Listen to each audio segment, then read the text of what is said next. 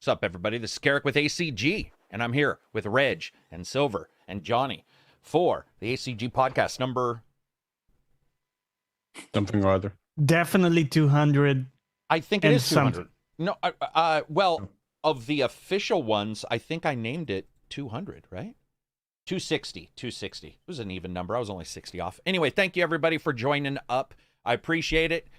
Appreciate everybody showing up live. Very cool of you all. Let's see. 1 year ago, Sony promised a free upgrade for... Oh, yeah. We're talking about that, aren't we? Yeah. We'll talk about that during the podcast. We'll definitely talk about Horizon Zero Dawn 2. Yeah. Forbidden West. Let's see. What do we have that's coming up or that we have to pimp? Are you doing anything, Johnny? You doing anything amazing this weekend? Yes. Well, actually, I've been doing YouTube videos. No, okay. Yes. Yes. It's something I'm very excited about, actually. I've been doing these kind of vlog style every Friday. I do like a discussion topic on YouTube. So today's one is out if people want to give it a shot and check it out, see if you dig it. I've been actually really excited to do more YouTube now that we're also focusing more here. Yeah. What is it on? Can you say what it's on? Yeah. So today's is about hub world versus open world games and talking about games I love of each, strengths and weaknesses of the different types and all that. Very cool. Thanks for the recent game reviews. ACG, you're welcome, Ross. I appreciate it. Appreciate anybody watching it who gets a chance because, damn, those views suck. I don't know. I don't think it's the podcast. Like, I don't think it's us doing the podcast on here because it was happening prior to that. But now every time I post something, it's like checking and it checks the monetization. And because it checks the monetization, it doesn't send it out to everybody. It like looks at, I think, what you've watched. So if you've watched maybe younger person stuff, it won't send it to you. All that kind of shit. It absolutely sucks donkey balls. So yeah. Views have been way down. I tremendously appreciate you guys clicking on those and watching those. Especially because today we did the top, what was it? 10 September games of September. September games. Which is interesting because September, I don't know, some people were saying they didn't think there was anything cool in September. I thought there was a couple cool games. I mean, some stuff's moved. Yeah. I don't know about you guys. I mean, is there anything dude, when I saw your video, I was like, you know, what 10 games are there in September? And then actually watching it, okay, there's actually, you know, some interesting stuff coming out. Yeah, there's a good number of them. What about Reg, Silver? Any titles that you guys are like excited for? I mean, Sable is September, right? Well, okay. I didn't put that in because that's not on my official list anymore. It was removed from September, so I don't know. Because that was brought up in the comments. It may have been pushed out. I'm not sure. I would agree. Sable really high on my list, if so. But since it was on there, I was just like, uh-oh, here we go. You know, like, what does that mean? What about you, Reg? Well, just now Pathfinder came out. That was already a big title for September. Yeah. Then we have Vampire the Masquerade Bloodhunt coming up, which looked like it could be fun. Let's see, anything else? Life is Strange, the next one is coming out this month. Lost in Random is probably my big one that I'm looking forward to. A lot of people brought that up too. Lost in Random. Whoa, dog agrees. Yeah, with Life is Strange. Cross my fingers. True Colors. Let's just hope. True Colors. That's the problem I have every time it's brought up. Cindy Lauper, right? That was Cindy Lauper, 1980s. Wait, isn't True Colors? I know it from Phil Collins, the book of Collins. Oh, I didn't know that. Wait, what? Phil Collins sings that as well? He did a copy of that? Or like a cover of it? Maybe. I don't know if he did it originally or not. Probably not. He stole it from poor Cindy Lauper, man. Cindy Lauper she just got screwed on that one. Yeah. So Kina looks cool. I think that one looks awesome graphically. Silver, was there anything? Not that I remember, like, for September. Other than Sable? It's like I don't remember the timelines. Like, I really just go like week to week. Also because of, like, it's enough to just try and keep up with what's coming out every week without really looking forward too much, because every week there's like 4 games that aren't on the radar, and then they and then they come out and release. So just trying to keep up with that is enough.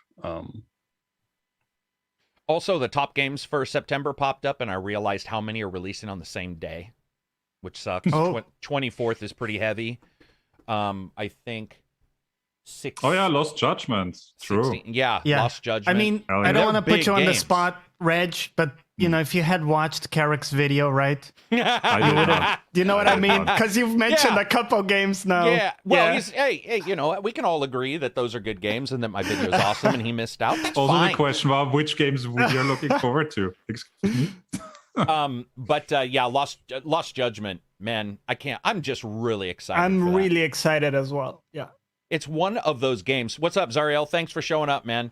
It is one of like the games that surprised me. Judgment surprised the hell out of me. So I'm really excited for this. Hopefully it doesn't suck. I mean, I don't see how it would, but Yeah, they got the pedigree to this year reliably make this kind of game. yeah, but so have some other companies that have reliably. Well, that's fucked true. that That's up. true. We've seen some. That's yeah. You just keep talking. Oh, No, That's- no. Reconnection successful. We'll see what happens. Let's just keep talking. Let's pretend like everybody's listening. it's live. It's fixed. Seamless. Today has been crap. Right before we started, Reg got a blue screen, a death screen. That's why his background looks like it's 1960s and shit. Oh, Actually, it's weird because it's the same background, but the colors, like, really. well, it's also the same muted? webcam, but without any of the settings. Oh, gotcha. I see. Yeah, exactly. Yeah. That makes sense. Can we talk about Hot Wheels? You mean just like as children? Just grabbing Hot Wheels and playing in the background? Is there a Hot Wheels game?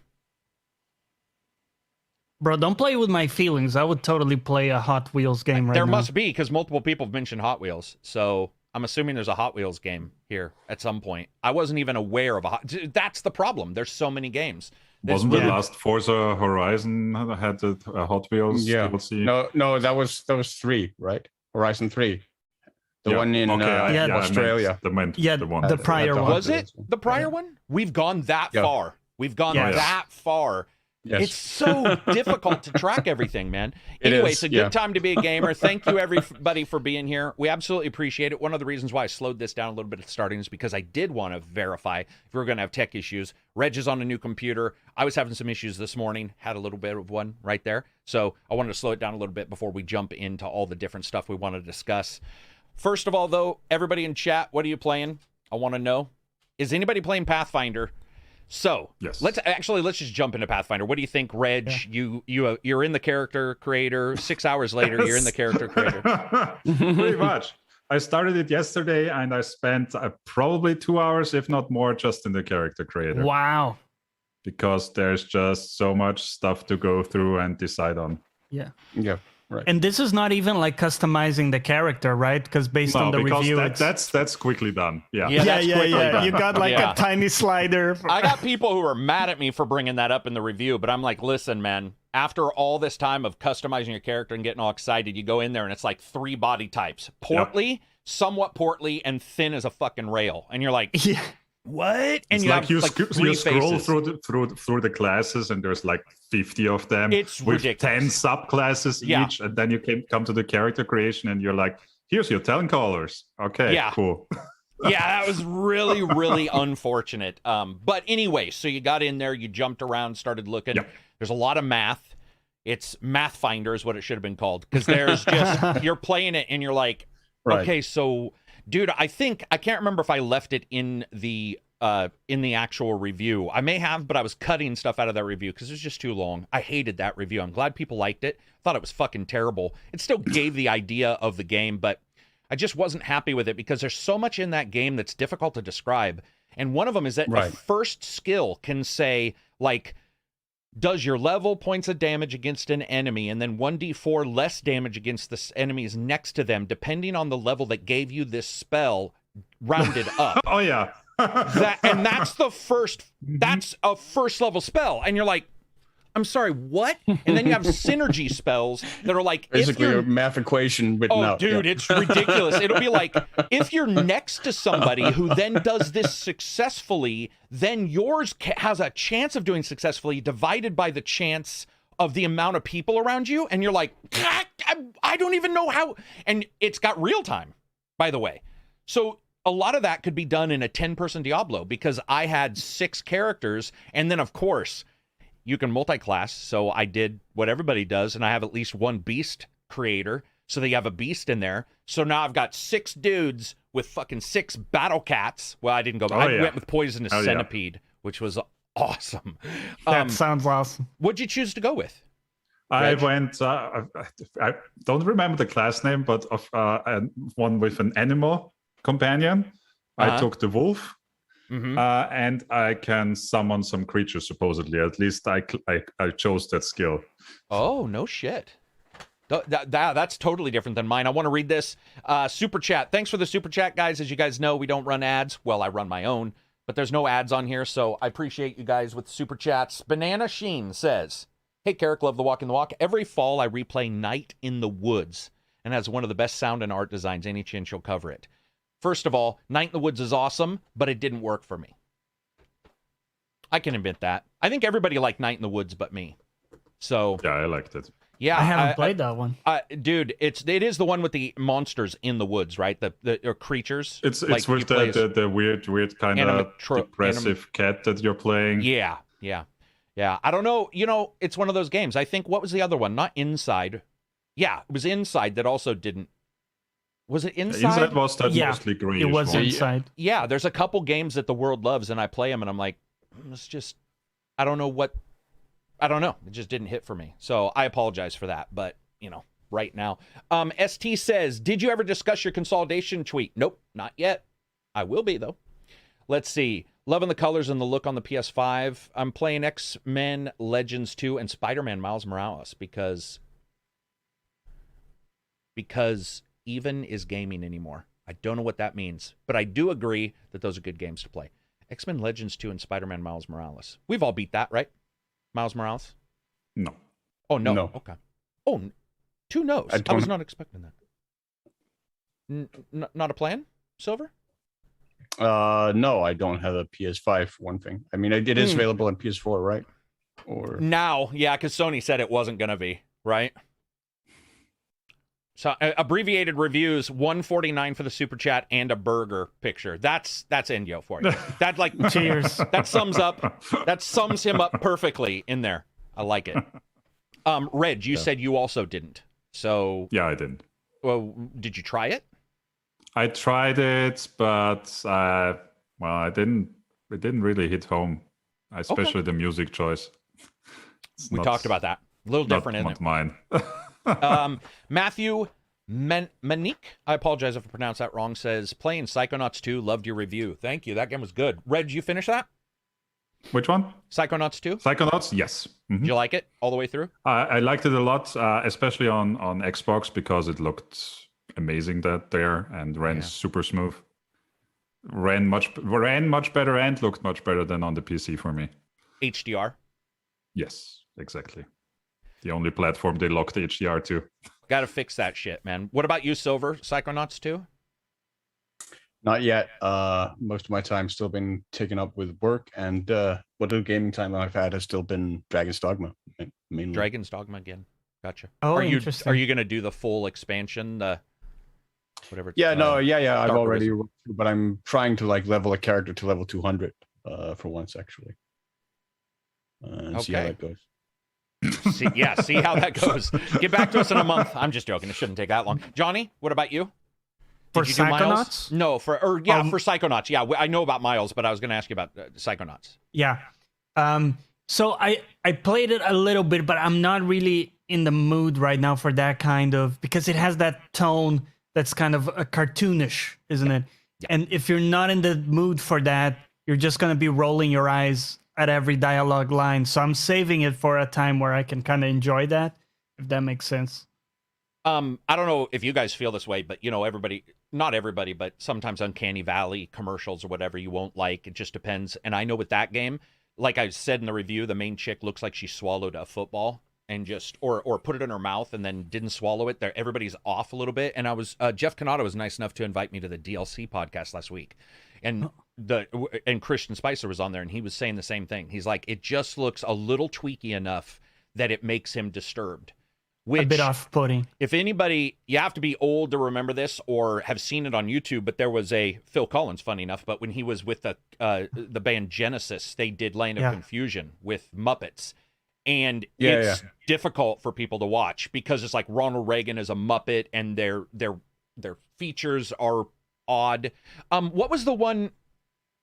Was it Cartoon Time or whatever with the pirates? Yar har diddly dee. And the bad guy had the plastic hair and the big chin. He died recently of cancer. European comedian. People probably know what I'm talking about, but it was like it was one of those kid TV shows, and they had one of the main guys had like the weird, almost moon, like a moon face, where and that I'm not it sort of creeps me out, so I get it. Ty Cooker says, would you humor me and check out the new Bum Simulator? I own it, man. Dude, I check out all the simulator games. Bum Simulator's not bad. Sean Locke, is that what somebody says? Sean Locke, is that the right person? Anyway, so long story short, Psychonauts. Let's see, what else have you guys been playing? Dragon's Dogma. Have you guys been watching anything, or have you seen any shows? Been watching any movies? Doing anything entertainment-wise? Yeah, I've been watching What If on Disney Plus. What if? Oh, the Marvel. Yes, the Marvel one. Yeah. How do you like that? Quite a bit actually. Some episodes are definitely weaker than others, but overall, it's quite good. Thank you, Lazy Town. Robbie Rotten was who it was I was talking about. Thank you very much for saying that. Silver or Johnny, you guys been watching anything? Also actually on Disney Plus. I've been binging a show I grew up with, which is MASH. MASH is good. The Alan Alda series. Just been revisiting that, and it's been really, really interesting to see like how ahead of the time it really was for a show like from the 70s. Some of the issues that it handles, and the depths of some of the characters, like Charles Winchester is still like one of my favorite characters of any television show. It's just the levels that show goes to is something that hasn't really. It certainly wasn't really seen on television then, and it's rarely been matched since, I think. I would agree. Yeah. I think it'd be hard for people to watch it now. They wouldn't get it unless, not everybody, but you know what I mean. It was a different time prior to, like, Afghanistan. I mean, I will say, watch it. I mean, the first couple of seasons haven't aged well. Like, they're extremely sexist. Like, towards women, but it does improve with the latter seasons, markedly so. Like Margaret Houlihan is kind of a one-note character the first couple of seasons, but after Burns leaves, she starts sort of become her own character and really sort of becomes her own. The show really does sort of evolve over its span for the better. Anybody in chat, what shows have been watching? What books you've been reading? Music, new music? Suggest to me some music. What about you, Johnny? Dude, I finished recently Bosch, which is my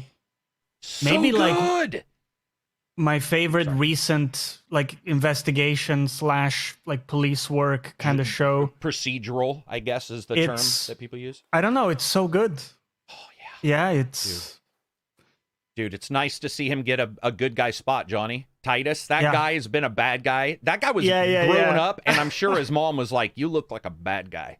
Day one. Yeah. She gave birth to him and was like, I don't want you. I'm just joking. Titus Welliver, I think is his name. Yeah. And just like Goliath, it seems like he was made for the role. It's Exactly. He's not acting, it's him. It's like great. If they chose a different role than actor, that's who they would be, is whatever show they're in. And and Goliath is another one that when you're watching Goliath, you're like, Billy Bob probably hasn't fit a show better. It's perfect. Maybe better. By the way, Santa. Another thing, I watched the Witcher animation movie. Have you guys seen that? I haven't. Not yet. I will just say it's worth watching. Like, at the very least, the production quality is quite good. So I'll definitely recommend checking it out. What's the voice actor? What's his name? Well, it's Vesemir, so it's a prequel, right? So this takes you back a lot of years before the game, let's say. So it's nicely complementary, I would say, to the game, but don't expect, a ton of connections and things like that for directly. It's its own thing, really. I would more expect that it was connected explicitly not to the games, because as far as I know, the author is working with Netflix and he still hates the games. Right. So just like this show, right? It is mostly focused on the source material rather than the game. But yeah. All right. I think just season 2 of the actual show will connect much more to the games. From what I've heard. So who knows? For Witcher. All right. Yeah. Like care, like they've made like specific Care More and stuff from the games for the show. Was that it? Yeah. No. I wasn't. I'm being smart. I'm just saying. Is that all you had to add about that one? Yeah. Okay. So I've been doing Bosch as well. I started rewatching Longmire and Goliath, which is weird that we're all talking about those shows. I think when bad times happen, sometimes I need to watch fun shows, and then sometimes I need to watch a show where the guy's life is worse than mine. And Goliath, and their lives are a mess. Dude. Longmire, that dude can't get through a 2-minute period without pissing somebody off because he talks way slower than a glacier moves. It's just, and by the way, he's one of in the Matrix. He was one of the agents, the guy who plays Longmire. It's so interesting to watch him in that, but he's just like, guy will talk for 10 minutes and Walt will just be all, well, okay then. And just walk off and you're like, all right, that was a lot for just, where Justified, which I love, is like bang, bang, bang. And what's his name's always dropping one-liners. Timothy Oliphant. Yeah, Timothy Oliphant. In one line in Longmire, a guy, he finally threatens somebody, and he's a sheriff, so he doesn't. And when he does, it was the scariest moment I think I've ever seen in TV, because Walt doesn't threaten people. And the guy says something, and all Walt does is just like, I'll find you, and smiles. And he's like, it's like a demon. He's like, and you're just like, dude, what the that was creepy as fuck. I like those characters that carry, and they don't need to talk. I like Justified, though. And Bosch, he doesn't need to talk. Those are all great shows, man, where the lead characters don't need to... In fact, dude, they make a point to make the dialogue so succinct. Succinct, yeah. He barely says like 2 words. Instead of the full sentence, he will say like 2 words. It's almost like code at some points. Yeah. But it makes sense. It makes sense. Right? And that's what's so it's great efficient. about Bosch having its next season, because they've decided to move the story into the next books. And Justified, they announced a couple months ago, Justified's coming back. And it looks like Oliphant will come back for that. And so you're just like, all these cool shows are coming back. I don't know if it's maybe because movie stars are like, nobody's going to the theaters. Wait, bro, Bosch is coming back? Bosch is for sure a whole nother series. Shit. I don't want to say much more than that, but it's for sure. He announced it. They announced it. It is 100% for sure. Justified is about 80% for sure. But Timothy Oliphant already said, do you guys think it's, like I said, maybe it's the actors just going, dude, theaters, who knows when those will open? So why not do a TV show? I mean, especially if you're the lead and Netflix is paying out bank. Amazon's paying out bank. So... Yeah. I mean, the stigma of television that was there in like the 80s and 90s is gone. It's gone. It's gone. Yeah. Dexter's coming back. True, Dexter. Oh, like, dude, of all the shows, it's about a serial killer who's so supposedly a good guy, and he's back. So if you can do that, you can do anything. People are reading Ready Player One. We actually got a finished movie for Deadwood to like round off and then end Deadwood. Yeah. That alone is...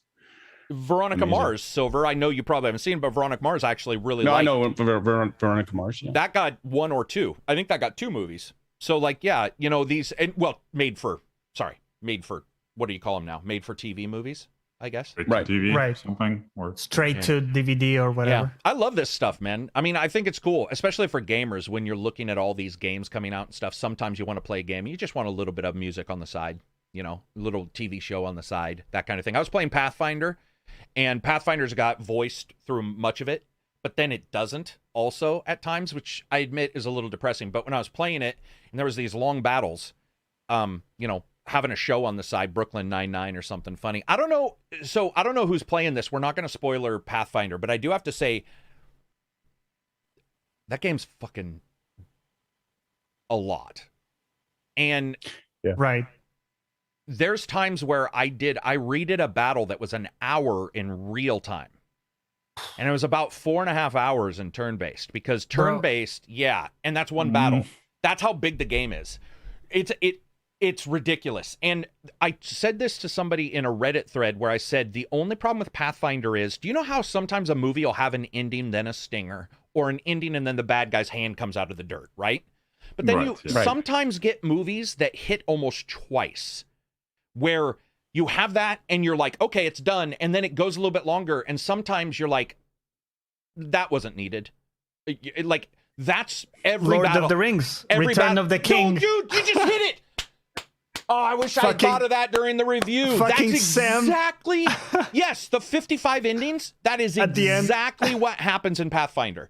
Every battle, you're like, you do this battle, and you're like, that has to be the battle, right? That has to be it. That's it. That has to be the main thing. That's a wrap. And then there's another main thing, and you're like, okay. And then one of the battles, there was like 4, and I was doing this thing where, because you sleep, this game fucks you over for sleeping. So when you sleep, the corruption of the world infects you. The problem is, you can only sleep in places where it protects you. Otherwise, even if you like adequately defend yourself against the corruption, it still slowly grows, which I got to admit I'm not a fan of. I think you should be able to stop it. Versus, if you put the right people in the right spots, you should be able to have a chance of stopping it. This one just has a chance of slowing it down or not. And it impacts your ability scores. And I don't know if anybody knows, but impacting your ability scores isn't like taking a skill away. That's like taking your left leg away. Yeah, right. And it's rough. There were a couple times where I had 3. In my review, you can see I had 3 levels of corruption, which was like -10 to my ability scores. So this dude's like a baby, like a newborn baby in plate armor with like -20 to hit. And the game is like, one more battle. And you're all... And that plays into the length of the battles it directly, does. right? It becomes a grind, right? Yeah, because I saw a lot of people telling me that they didn't have FPS issues. And I right away knew what difficulty they were playing on. Right away. Because if you have the difficulty higher and there's a check mark in there for bigger groups of enemies. And if you and bigger spells, they can cast like advanced spells. If you have those checked, you're going to have FPS issues. And I could tell right away what reviewers had checked that, because the moment you turn it on, I had a 2080 Ti that was at 28 FPS. It was ridiculous. It just smashes the shit out of it. So, which is fine, because you can choose, right? I think that's fine. You can choose. If you're getting FPS hits, that happens in games. I still would have liked it to run better, because I don't think it does enough to not. But dude, can I ask you a question? There were performance issues with the first one as well, right? There were, yeah, and a lot of bugs. This one I did have one bug that stuck with me till the end of the game, which sucked. Donkey balls. What were you gonna say, Johnny? So about the real time, right? Because this reads to me like a Divinity Original Sin on steroids when it comes to the like crunching math and numbers. No. And like longer fights. Yes, longer fights, but not crunching math. It's exactly the opposite. Oh. So Pathfinder looks inwards towards the character, and as the character builds, they can do special stuff out and about. Okay. In Divinity, almost everybody can mix and match spells out and about. So it looks more towards, it's almost like just looking at it and saying, I can look at Divinity and go, this is Divinity, because this spell creates smoke when you mix it with this spell. Like right? There's poison on the floor, you can burn that poison, etc. It's more of the environment and the world causing you to do things. What happens in Pathfinder is it's the characters able to do unique things when they level up and get these multi-classes. It's a completely... The end result sometimes looks the same, sometimes, but I would say they feel... Right, so superficially look pretty similar. Dramatically different. But different. And like the real time, how do you control what skills are being cast? Do you have like almost like an RTS bar, thing? But otherwise it's like an RTS, or League of Legends. Or League of Legends, where you're controlling the different heroes, and you can like queue actions, I imagine. And the HUD is just as terrible as the first one. Oh. There's like buttons that luckily don't open unless you click them, but when you do, like clicking inventory is fine. But then you click the potions button, and everybody's got 5 potions, and then the cats and dogs can have potions. Cats and dogs can wear cloaks, and pretty soon you're like, my cat's got a cloak that does this plus a potion, which admittedly I like. But if anybody told me they didn't like Pathfinder because of all that, I would agree. I started out with my starting animal, and it's already, you can level up your animal. It's like, okay, and choose when you the get skills. when you get a mythic ability, which is the ability to, let's say, like in the real world, like in a TV show, you have your B level superheroes, and then you've got your A level, your S tier, like Superman. What happens in this game is you go from your street level superhero to your next level, and the game handles it fairly well. It takes your decisions and your alignments, and it says, here's a mythic path available to you. Here's this mythic, but when you get it, dude, the jump in power is hilarious. Like, it is hilarious. The only problem is it's one of the few games where I just almost didn't want to level because it takes so long. When it says level up, you're like, click, oh my God, here we go. And then now you're crunching numbers again. And you're like, all right, so that's a +5 for this, which is a 0.2. And you got to remember what others have to see the synergies. Mythic isn't even on the same level as the normal one. So you have your level up, your mythic level up, your animals level up. But guess what? You can make the animals mythic, which has them level up differently. Wait, your animals also have like level ups and... Oh, for sure. Your animals have... Yeah, your animals have full level ups and stuff. And this is not me talking bad about it. It's just you got to prep. No, it is a board game that was then in a D&D role-playing game known for its math. And now it's a video game where they can make the computer do some of the math, but it doesn't do a lot because Pathfinder doesn't want you to let the computer do it. It doesn't make a lot of sense. Why would you let the computer do it if the entire game is about the player having the weirdest fucking superhero agency possible? And dude, it's weird. The stuff you can do is nuts. It's just, it takes a lot of input. It takes a lot. You got to be a pretty dedicated gamer to beat this game. You got to be a pretty dedicated gamer to play it, I think, because most reviews have stated it seems like complex it's kind of made for like the min-max crowd. It is. Oh yeah, for sure, Silver, for sure. Yeah, for sure. Which people got mad at me because I did like sort of go not mini-max because I do want a little bit in dexterity, so that I can use this one item or whatever. And there were a lot of people who were like, well, technically, you're blah, blah, blah. And I'm like, well, technically, you have those guys in every RPG. Yeah. Oh, dude, yeah, with the pinky up. Neck beard. Even I mean that's one of the like annoying things with like the Dragon's Dogma community is that there are a lot of min-maxers in that community who will tell you. I didn't even think about that. Who will tell you that the only way to play like a magic archer is to play Strider level 1 to 10, and then level 10 to 200 you need to play sorcerer, and then you can play magic archer. In order to sort of maximize the character, which of course means you have to spend 190 levels playing a character you don't really want to play until you get to play the class that you actually want to play, which not something a lot of people are interested in. When in actual fact, it doesn't really matter how you build the character. You can still make it work just as long as you have fun. Krell asked, is the game fun? And funny enough, he just mentioned like playing a game a character you don't want to play. That's not Pathfinder. Pathfinder is about, by the way, guys, this is a D&D game that causes DMs to have like support groups, because a player will come in and be like, I figured out that if I have fucking this thing, I can wear 2 cloaks or whatever. And the DM's like, wait, what? You got to open this arcane book and go, shit, man, I think that does work, right? So yes, it's a blast. It's a blast. What I'm telling people is it's the same kind of blast that a person may get from an old World War II game without good graphics, except this one has amazing good graphics. It's got the Pillars of Eternity look.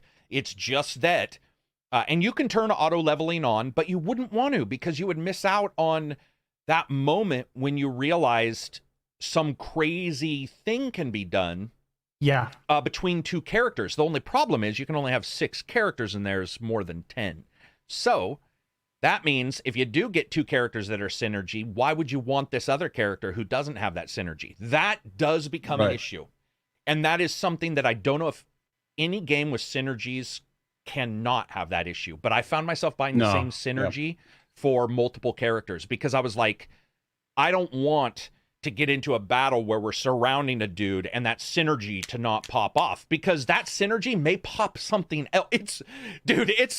It's weird. Like, you need a programming, like, it's awesome, but it's a blast. It's just a different kind of blast. Just be prepared. So it sounds like it takes a lot of mental bandwidth to engage with it, though, right? With the level stuff, not the quests or the story. Or except it's got the worst log known to man. Sorry. One last thing. This is like traveling Wilburys rhyming a log without remembering what quest they were on. They're like, dude, you'll be reading the quest. We've seen some pretty horrible ones. No.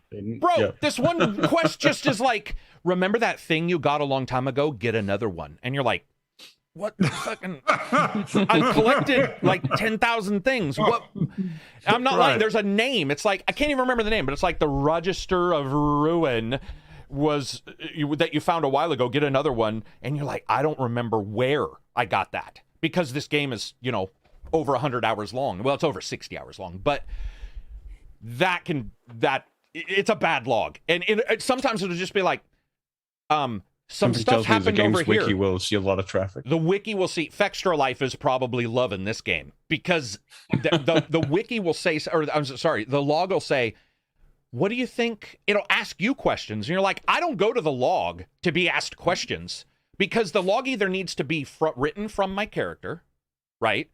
Or allow me to edit it, or tell the story of what's occurring. It does none of that. It does all of it randomly. So one entry will be like, maybe you should wait around. And you're all right. And you've gone everywhere in the map, and you're all, wait around for what? Where do I go? And then another time it's like, you need to go and find this thing. What I didn't know was the thing I needed to find wasn't on the map. It wasn't even in the city map. It was inside the city map, inside another place. And the game doesn't take the future into account. It doesn't, like, the log doesn't take those into account. I don't need the game to tell me where to go at all. But I need the game to say, like, maybe, I don't know, give you reflect what I'm doing, I guess. And sometimes that log doesn't. But I want to see what Reg says in a week. First of all, Reg has got a couple things. Is he playing it still? What difficulty? Because there's 8,000 difficulty settings. It's ridiculous. And then also that log, and like if you got stuck, because I got stuck a couple times. Right. For sure. Well, I got next week off, so we'll see. Chances are good. Oh, did you take it off for this game? No. I have taken it off anyway. I was like, damn, son, that's dedication, right? Let's see. Oh, go ahead. Can I ask you a quick question? I'm super curious about this. If you're reviewing a game like Pathfinder, and the log is shit, and you can't figure out where to go for a quest, right? How the hell do you go about it? Because there ain't any guides by the time you're just fucked. Yeah, you're fucked. If you're lucky, you can like get in touch with someone from like the promotional department. Or sometimes, oh maybe. But one time I DM'd. I was telling Reg this. It was a Bard's Tale that had. I think there was a puzzle in Bard's Tale, and I was like, "What the fuck? I remember. What's happening?" And instead of answering my question, because I was like, "Listen, I've been on this for 6 hours. It obviously is not occurring to me. Which happens. Sometimes you miss a turn off, right? Sometimes you miss a turn sign." And they're like, they did what this log does in this game. They're all, well, what if you attempt to blah, blah, blah? And I'm like, what? Nice. What the fuck are you doing? Just what is going on? But yeah, you don't have anybody to talk to. And bugs are difficult because a bug may break and you may not know it, because you'll be the first to, you may not know a log hasn't popped, which did happen to me. It was like, you need a key. And I spent about 4 hours running around a location, and it's like, you need a key. And I get up, inventory screen live, by the way. And thank you for the super chats, guys. I'll read them in a bit. You get up, inventory's live, nothing in the inventory section. I got this on video. I go to take a piss and get a Snickers. I come back, key is in my inventory. So it had lagged the item delivery, probably because so much was going on when I picked it up in the battle. And somehow it wasn't in my inventory for 4 hours. And it's like, you need a key. You need a key. This door's locked by a key, blah, blah, blah. And I'm like, I got nothing. got nothing. And I killed everybody. And so I was doing that thing where you run into each room and you touch people, which is just creepy all by itself.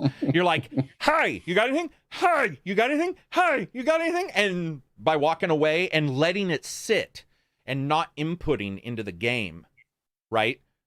That fixed it. That, and I talked about that in the review. That sucks. You don't want that. And I'm sure they know they'll patch it. Much less bugs than the prior game. That's for sure. Let's see. It sounds a lot like a game that's going to benefit a lot from like the Steam ecosystem with the function of allowing people to like set up guides and stuff. Oh, true that. Yeah. For the Steam overlay. True. Yeah, true that. Integrated into that. Yeah. Why did Molotov get nuked out of here?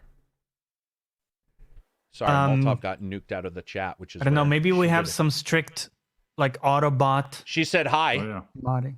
Well, I No, mean, dude, it just that's all. Hey, sorry, Molotov. I have no clue. It's a Molotov that said hi. That's pretty dangerous. Yeah, we're gonna have to look into that. Yeah. Sorry. There's literally no rule for anything like emotes, multiple emotes, like 50. Sorry, Molotov. She'll be back. I apologize. She's just too cool. The chat was like, we want to focus on we can't handle this right now. What do we got for news? Let's jump into something. This week, exactly. This week we had a few things. You mentioned the Cyberpunk. Oh yeah. Thing. Is it a rumor or was it confirmed that it won't ship the next gen version this year? It was confirmed that they don't know if they'll ship it this year, which is too bad. Yeah. I don't get it, man. What is even the roadmap? Because they were talking about DLC. All that stuff is like it's Dream Zone now. I mean, yeah. I don't get it, guys. They barely got a patch out that like solves the zooming in the minimap. And it deleted reflections on the roads. Did you guys see that? The patch deleted the reflect. Yeah. Unfortunately. Unfortunately. I wonder if they fixed like all the HUD bugs, because I mean I've never played a game with a buggier HUD than Cyberpunk. Like elements would get constantly stuck. Like you would look over a corpse and it would show you like the inventory of what the corpse would had on him, and then that inventory would get stuck on your screen, and it wouldn't go away. And that like those kinds of like small HUD pop-ups would just get stuck all the time. For me, anyway, on PC. Yeah, I mean, it just had a lot of bugs, man, and it's like those bugs. Some of those bugs are still there, and then the lack of this what do you call it? This next gen versions. It's just like how long. I guess I just wonder how long people are going to wait, and if I don't even know if people really care about. I think the ship has sailed. I think the window's closed. Hello guys, how are you? My name is Agit. I am. What about you, Reg? It's gonna take some pretty unique content, like an expansion of some sort to get interest, to revitalize interest in that game. Ignore that there was a little voice play in people. I was just adding a media file from one of the patrons who was nice enough to ask us a little question that we'll play in a second. Reg, are you going to do the next gen version of Cyberpunk? No. Not played at all? I only played on PC, or tried to play it on PC, and it's been uninstalled for a long time. And I don't see it getting installed again. Gotcha. Gaming Addict, what's up, guys? Thanks for the super chat. Welcome. Johnny, next gen? Yeah, played it on PC, so I guess that's like next gen. Technically, I don't see any like update they can do. And Silver, it sounds like you're not gonna return. I mean, I beat the game. I completed every side quest in it. I don't see a lot of motivation to go back to it and I beat it on PC. So again, like the Xbox Series X version of it isn't going to be that much different. Yeah, you shot your load too soon. I mean, it sounds gross, but it's like there's no way, there's no getting around it. That is what happened. I mean, I mean, yeah. I mean, the only way is if an expansion it releases that has significant content or appeal. Like that could revitalize my interest. But so you would that's a need long like ways off. like a Cyberpunk style expansion, do you think? Or I'm sorry, not Cyberpunk, but No Man's Sky. Is that what you're? I mean, if they make like an expansion, like say Blood and Wine for like that caliber for Cyberpunk, but like maybe like a setting separate from like Night City, where V goes or something, like that could be interesting. That could definitely reignite my interest. But that's a big as it is right now, I don't see that until at very least like a year out, if not more. Chat, anybody in chat waiting on the next gen version? I guess that's the question. I haven't heard anybody ever say they were. Yeah. That, and I think that's where we're stuck. Is like we might be waiting for DLC, like Silver says. I certainly would replay it with DLC. I would, or not replay it, but I would certainly jump back in to play the DLC, right? Mm-hmm. Yeah. Right. Yeah. But that game, yeah, it's gone. To me, it's not like No Man's Sky, because No Man's Sky is a completely different style of game. And yeah, I mean that game is meant that game is cyclical. Like it's meant to be exactly perpetually like played. Yeah. Like Cyberpunk has a very specific campaign with a beginning and an ending. Yeah, for sure.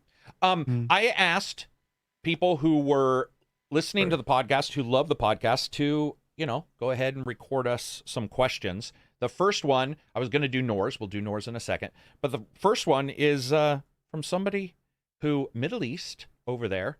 I've always wondered about people who follow the channel who like don't speak English as their first language. I mean, Johnny, though, he does a good job. Like he can listen. He doesn't like get confused by me. But I'm always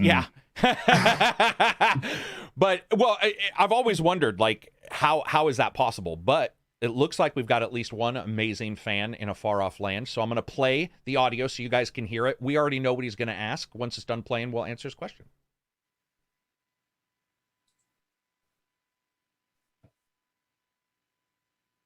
I'm still staring to see if it's going to play.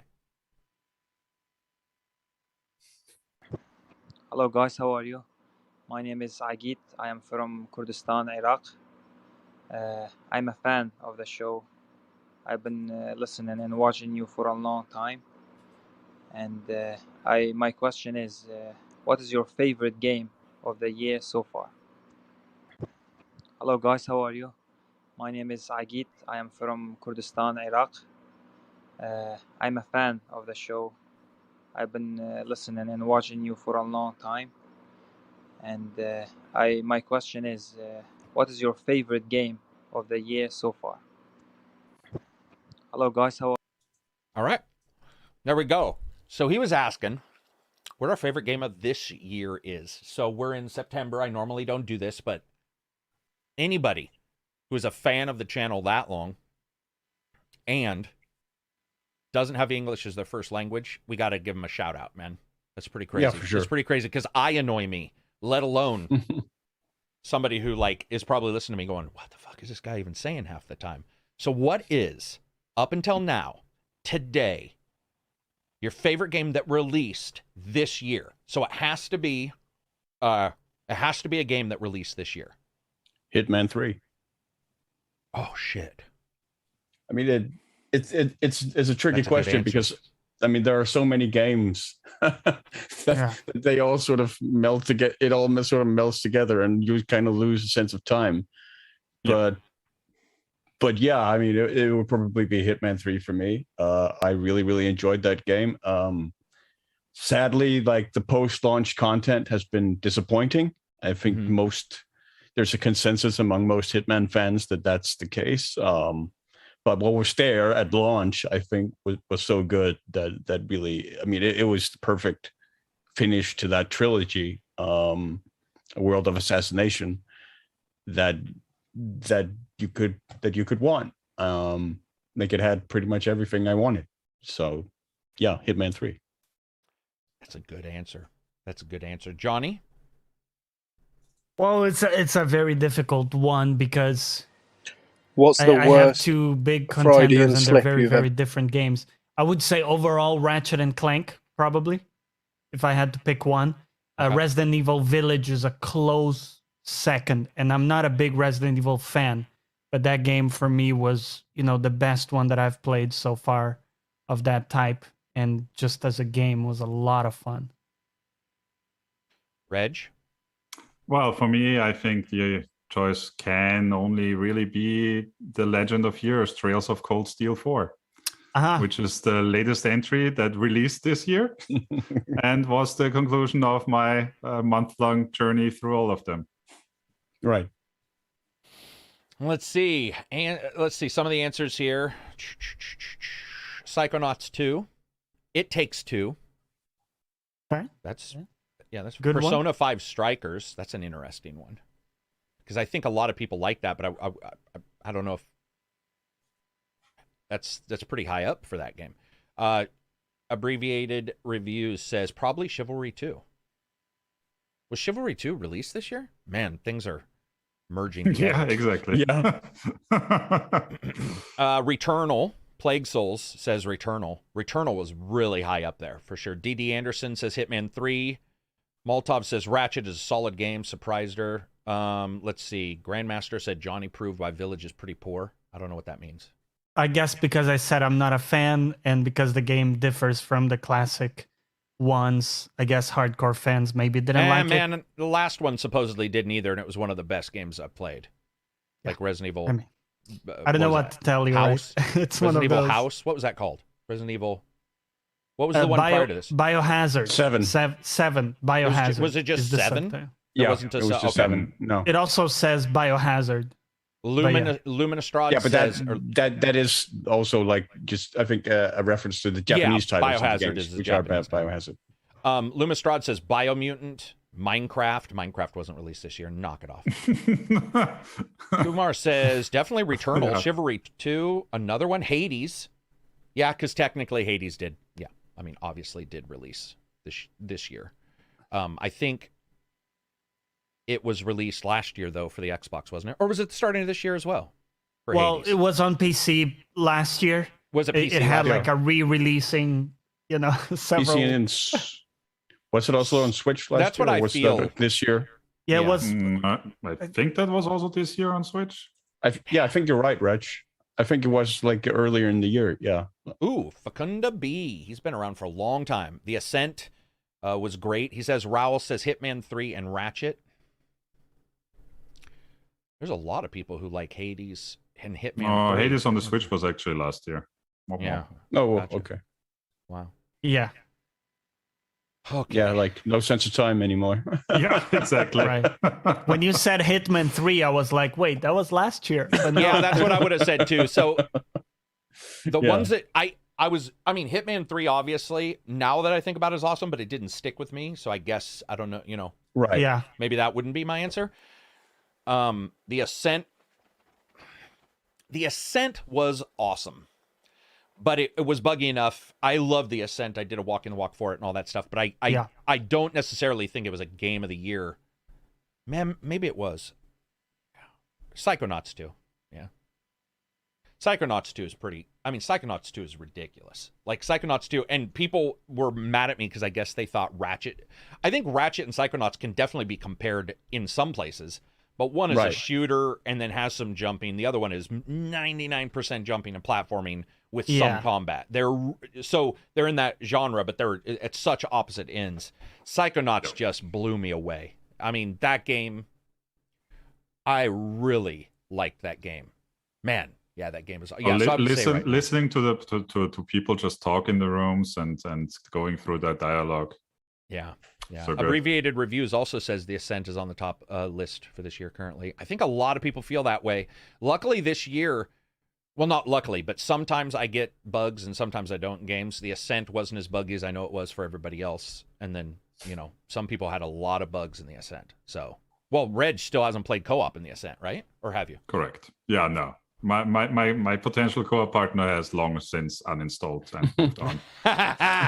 All right, so here we've got a question from Nor, and then we'll be done with these. And another question that I'll run and play. These guys pretty much know what it is already, so we'll get this started. And I did start it one other time. Here we go. What's the worst Freudian slip you've ever done during a review? The best part about Nor is he doesn't say who he is. He doesn't. He did say Nor in the name. Doesn't say he's a fan of the podcast, Doesn't right? say he's a fan of the podcast. It's all right. It's an all right podcast. He's like, this link was on Twitter, and I figured I'd say hi. But anyway, that's Nor. He's been a podcast subscriber, patron for years. Awesome guy. Asked a question. What's the worst Freudian slip in a review? So I don't know if there's a Freudian slip in reviews because I would leave them in. But I will tell you the most embarrassing Freudian slip I've made in real life. I usually do not, like, if I'm attracted to somebody or whatever, I just don't, whatever happens, it doesn't really, like, I don't get that verklempt. Like, some people get really nervous and that kind of stuff, and I don't. But there's a girl at my work that, man, you know how some people, whoever you're attracted to, they're just it. Like, and she was every bit of it I could possibly put into one person. And she was nice. We talked all the time. And I don't know how this happened, man. I don't know how this happened. And it wasn't true, but it came out anyway. We were talking and joking around. And, dude, in the middle of work, in front of like 20 people, we were talking, we were joking around, flirting. She turns around and she says, okay, I'll talk to you later. And I'm like, okay, bye, love you. And there's like, damn. There's like, and it's business, it's highfalutin. Awkward. And she laughed it off. She just thought it was hilarious. But I'll tell you what, that was one of those times where, like, I'm just like, yes, she did, Molotov, actually, wear knee socks. But anyway, as she walked away, I was just like, I was like, knee love socks. You. And she walked away, and I did that thing where I'm like, what the fuck? Like, what? What? Dude, it's like, how do you react to that, right? Do you pretend you didn't say it? It was embarrassing as hell. And I had 3 or 4 really embarrassing moments with her. For some reason, it was that thing where you just slip up or say something or do something. You're like, what is wrong with me, man? Shit's not like your body ends 4 inches past you think it does on your fingers, so you knock shit off of desks. It's like everything. It's like you've duct taped paddles to your hands. You've lost all ability to control yourself. It was ridiculous, man.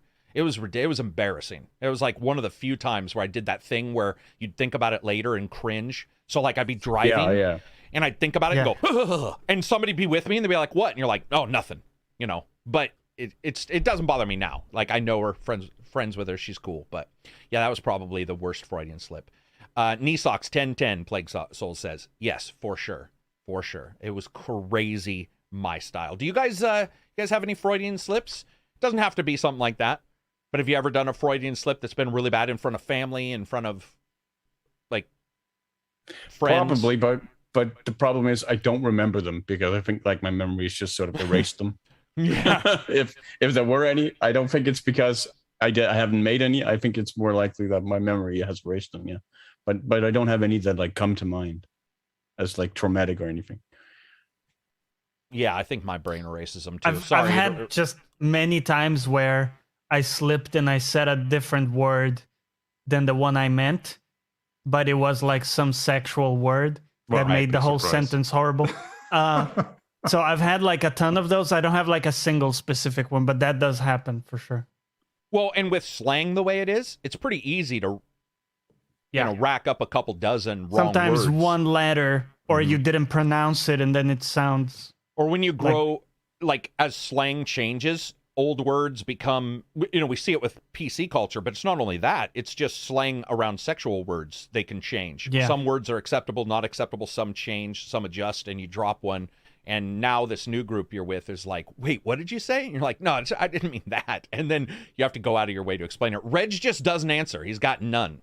Is that true? Or do you have any, Reg? Oh, I probably got some, but I'm like silver. I don't know. Yeah. Do you guys handle embarrassment well? Like when something like that happens, are you guys the guys who like you're like, fucking, you walk away. And it doesn't faze me in the moment, but like you, I will think back on it and cringe very, very heavily on the embarrassment. But in the moment, it doesn't faze me at all. Like, that's a good way to be, though. In the moment, I think I'm sort of that way, where in the moment I'm pretty good at putting the defenses up and being like, right, that was dumb. Yeah. And then maybe later when your defenses aren't there. or playing it off or laughing it off if you mess up. Yeah. Playing it as a joke. Yeah. Nothing's worse than the moment prior to going to bed, too. Right when your brain is getting ready to sleep, and a thought like that will jump in and be like, hey, I just want to remind you before you go off to Nana Land, this is the stupid shit you did. And you'll remember something from 3 years ago, and you'll sit up and be like, oh, what the why is that there? Yeah, man, I've had that. I've definitely had that where I'll be fine, and then it like sneaks in, and you're just like, how did this happen, man? Reliving that. Wait, like I have one, but go for it. It is enormously embarrassing. Like, this was way back in the 90s. This was not really a Freudian slip. This was a chat error. Where I was right. Oh, no. Well, I got those. Yeah. There was a woman and I who were sexting things in chat, and I accidentally hit one into public chat. Yeah. Oh yeah. Oh no. Oh no. I was like 18 or something at the time. Yeah. Ooh, wow. Well, I mean, if we're that going scarred to me pretty heavily. Yeah. You know, with the amount of chat we have, like, I can, I get it. I get how that can happen. Oh, and you click on one Discord or whatever. You I don't use Discord for that, but you quickly get the wrong window. Yeah. That's why sometimes you need that warning. That's like, are you sure this was for this chat? Yeah, I mean, right. That it's because like I think the PMs were running on like the same thing in like kind of like the same window almost as the public chat, and that's how it happened. Yeah. Yeah. Ouch. Luckily that there was one time where a friend of mine was bothering the hell out of me at work, and we've learned that text wise, he's in our. I just logged out and never looked back.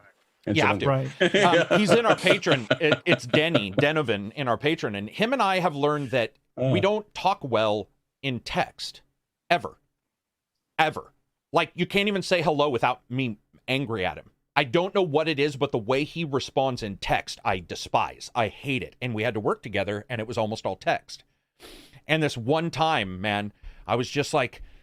And he would find one little thing and be like, what about this? What about this? Like little fucking stepchild, man. And finally I was like, I wish you'd just knock it off. And instead of talking to my wife, I was talking to him.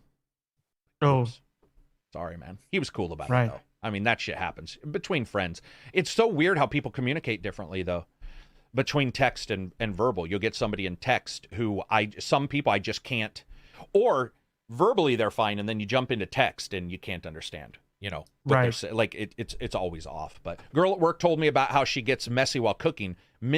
Oh, you deleted it. You deleted that, or somebody deleted it. Well, or the bots deleted it again. Here we go.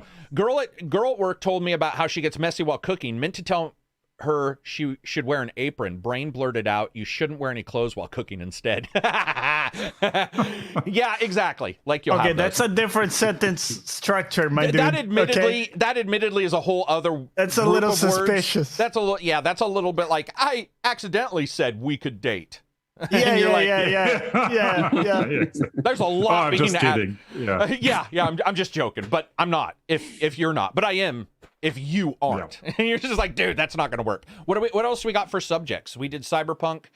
We got a few others actually. Yeah, there was something. Well, there's Horizon. Right? So Horizon Forbidden West is actually a couple things potentially. You had something here where you said, let me go back to. I don't want to mangle what you put in chat. I can say it. It's just Horizon Zero Dawn Forbidden West did that thing where they do the non-physical disc, but they give you a physical steel case.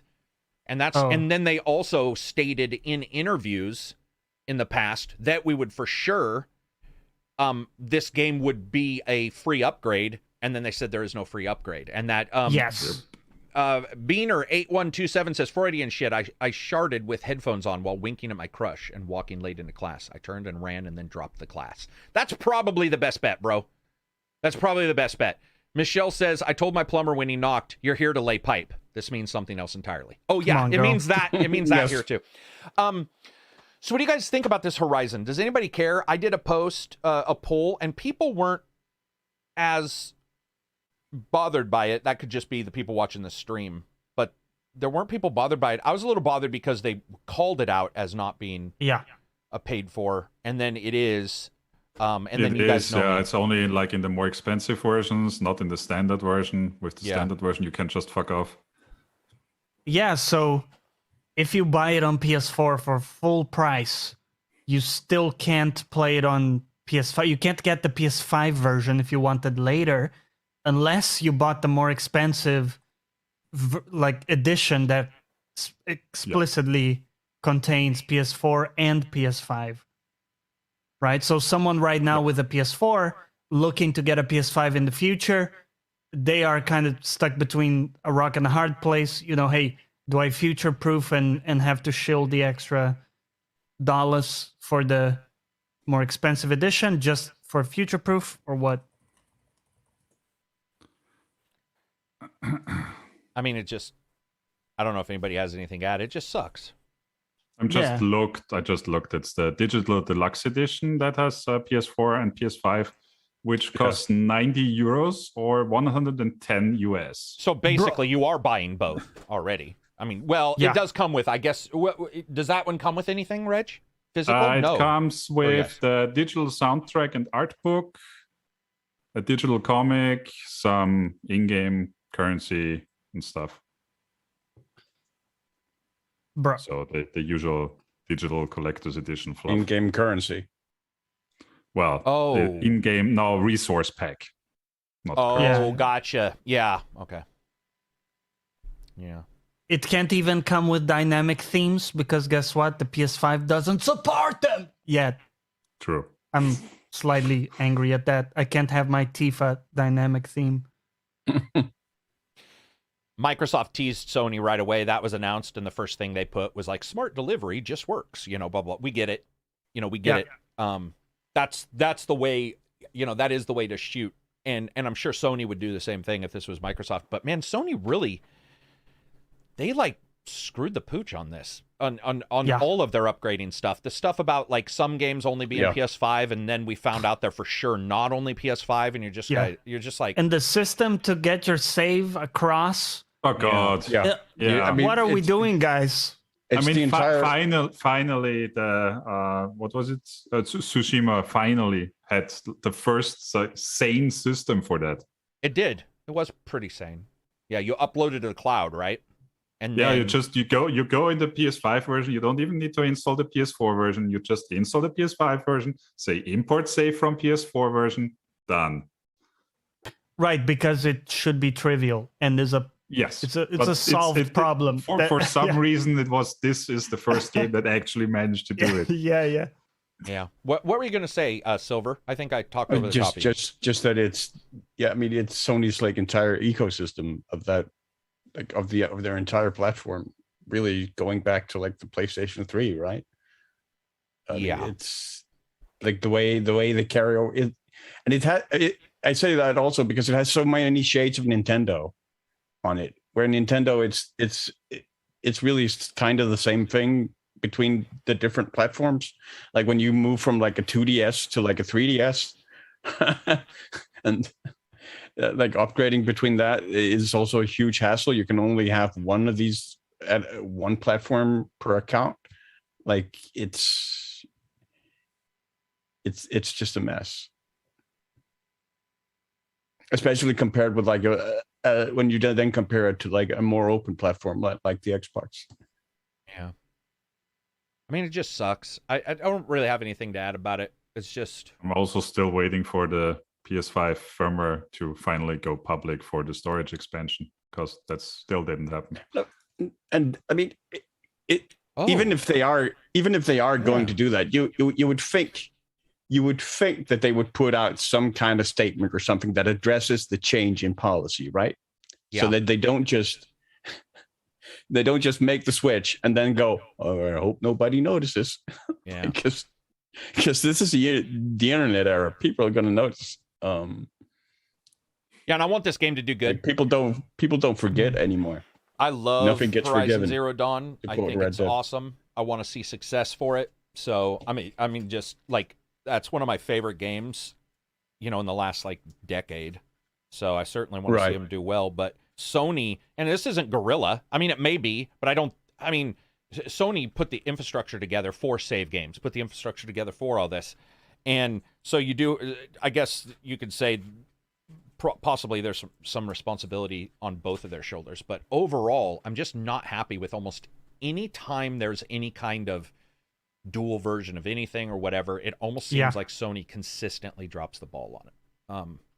And gamer pays for it. Another thing somebody said is, oh man, if you have the PS5, you just get this. And it's like, well, a lot of people don't have that PS5. They can't even get that if they want it. So it's like, no matter what, you just sort of are, it's almost like they know. They're like, haha, you can't get a PS5, so we're going to make you buy the PS4 version and then also buy the PS5 version because we know that someday you'll get a PS5. And it's just like, I don't know. Yeah. It's just sort of cagey. I feel like you should never be at a disadvantage, or like it should never come at a cost to you, the fact that you upgraded to the next console.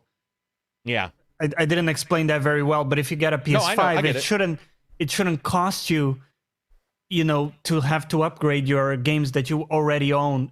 In my view, it seems. Do you guys also backward. think this might be all connected to Sony trying to push the price of games up too, and that's where they're having a lot of these issues? Yeah, that is the same with Horizon. It's 60 on PS4 and 70 on PS5. Yeah, it's almost like they want to push, they're willing to take this bad press or whatever so that they can continue to push this policy of raising the price, where some have raised the price. Admittedly, we do know that a couple companies have raised prices, but I would say the majority have not raised their prices. And so Sony just keeps pushing this extra, and that then runs into a situation when you are trying to say this is an ecosystem, and you're like, not really, because it is a totally different price on this one thing than it is over here. I mean, you don't see PC games doing that, and they have 1,000 generations. So imagine. If I had to pay extra for ray tracing, do you think I wouldn't be on this podcast beyond belief bitching? I would kill somebody. Yeah. And by the way, that is not unknown. We have had situations. The paid for VR upgrades, for example. Paid for VR upgrades, yeah. G-Sync, requires hardware versus software. And I was bitching about that since day one. I'm like, software, we already know the software versions can basically come to parity or very close. Why are we doing these kind of things? Yeah, it sucks, man. It really does suck. And it's not the first time, but that's not a defense. Like somebody told me about that. They were like, it's not the first time. And I'm like, if somebody punched you once, at some point you have to duck the next time. Like, we're now getting to the point to where we're just standing there being like, okay, I guess this is love. And the person just keeps beating me. Vinium Inu, whatever your name is, I apologize. Vinin says, State of Decay 2 got a new update yesterday. Can carry more ammo per stack, plus perks, new map, weapons, and stuff. I know what I'm doing this weekend. That is an awesome idea. Awesome idea. I think Delrith DM'd me and wanted to do some State of Decay 2 as well. We should probably stream that. But yeah. Oh, cool. State of Decay 2's got the brand new, what is it, Turnbull? Is that the old city? But the original city, whatever its name is, they've added that. So very cool. Sim Player says they're going to keep pushing up the price until it gets to the point where a lot of people will stop buying AAA games because they can't afford it, or they will wait for years. It's possible. I don't know if it's probable with Sony's third person stuff, because people bought Days Gone day one, and that was a buggy mess. What else we got for news? Actually, let's go with indie and free games, and then we'll jump back into news. What do we got for indie, Silver? We have a game called Tormented Souls, and sounds like a happy game. Let's do it. Yeah, much like Pathfinder, it's a game that's catering to a very specific audience. It's catering to people who grew up in the 90s who played the original Resident Evil games, the original survival horror games, Silent Hill. Ooh, gotcha. It is it's a survival horror game. It makes use of Resident Evil like inventory system with all the puzzle working of it almost. Yeah. Yes. They follow that. It uses camera work in a very similar way, though it does move the camera with your character at times also, and it also uses still camera at other times. It looks and feels a lot like the Resident Evil remake, the HD remake, high definition remake. Awesome. Which is my favorite Resident Evil game. So that already hits a really, really nice spot for me. The graphics are really, really solid. It's lighting. It looks really, really beautiful. It's a game I really recommend people take a look at. You play as a woman who is investigating two twins disappearing, and they're arrive bad at guys. this mysterious mansion. Sorry, twins are always bad guys. Something happens, and you wake up naked in a bathtub with a giant tube stuck in your mouth. And Like you have Saturday, to make your way man. out. This sounds perfect. This is going to be that's everybody's normal Saturday. How much is this game? It is. Let me just check. It is $20. $20. Okay. So you start up naked with a tube in your mouth or in your rectum. Which one? What'd you say? No, your mouth. In your right? mouth. Yeah. Okay, sorry. That would be a different game. And Big okay, difference. so continue. I interrupted you. So you start out in a tub naked with a tube in your mouth. Yeah. And then you have to sort of make your way around the mansion and investigate and solve puzzles and fight enemies and whatnot.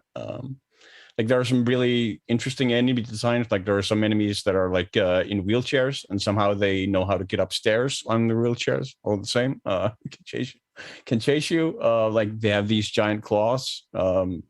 They look pretty nifty. Is it like when they go up the stairs, are they using the thing that slowly raises them up? Because that wouldn't be very tense. No, if no, like no, you no, were no. standing watching them going. No, the wheelchair raises up the stairs. Yeah. Does it? Oh, that's actually Yeah. sort of frightening. Okay, gotcha. Continue.